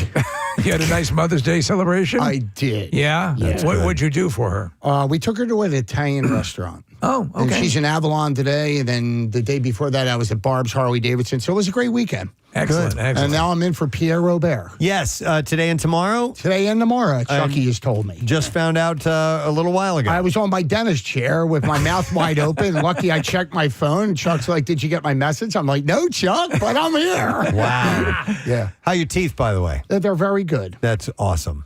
Chomp, chomp, chomp. Chomp. All right, well, you're going to help us out with the letter of the day, right? I am. All right, let's do this. Preston and Steve on 93.3 WMMR. Now, the Daily Letter. All right, the Preston and Steve show is brought to you today by the letter. The letter W as in wonderful. All right, and we have $500 from the Bagster. We're going to give away the Bagster. The Bagster is by far the most convenient and affordable way to help with your home cleanup. Buy it at any home improvement store. Fill it. And simply schedule your collection, and it is gone. You can clean it up with the Bagster dumpster and a bag. So we will give that away on Friday. So, do you know what you're going to do on the show today? Or you're just kind of winging it? We're going to wing it, but we are going to throw in some really cool workforce blocks. Motley Crue will flash back to a couple weeks ago when I was hosting their shows in Atlantic City. Dire Straits has an anniversary, and Uncle Ted, the Nuge. All right. Wow. Join Jackie Bam Bam. I want to thank our sponsors. Preston and Steve Show is brought to you today by Dunkin'. And the Preston and Steve Show runs on Dunkin'. Also brought to you by Acme Markets, fresh foods, local flavors. And by A.D. Moyer, your professional source for decks, windows, doors, millwork, and more. admoyer.com. Tomorrow, it'll be a Tuesday, so we'll do Tad Tuesday. And comedian Ray is going to stop by. We love that guy. He's great. So he'll stop by. And that is it. We are done. Rage on. Have yourself a fantastic day, and we'll see you tomorrow, gang. Bye-bye.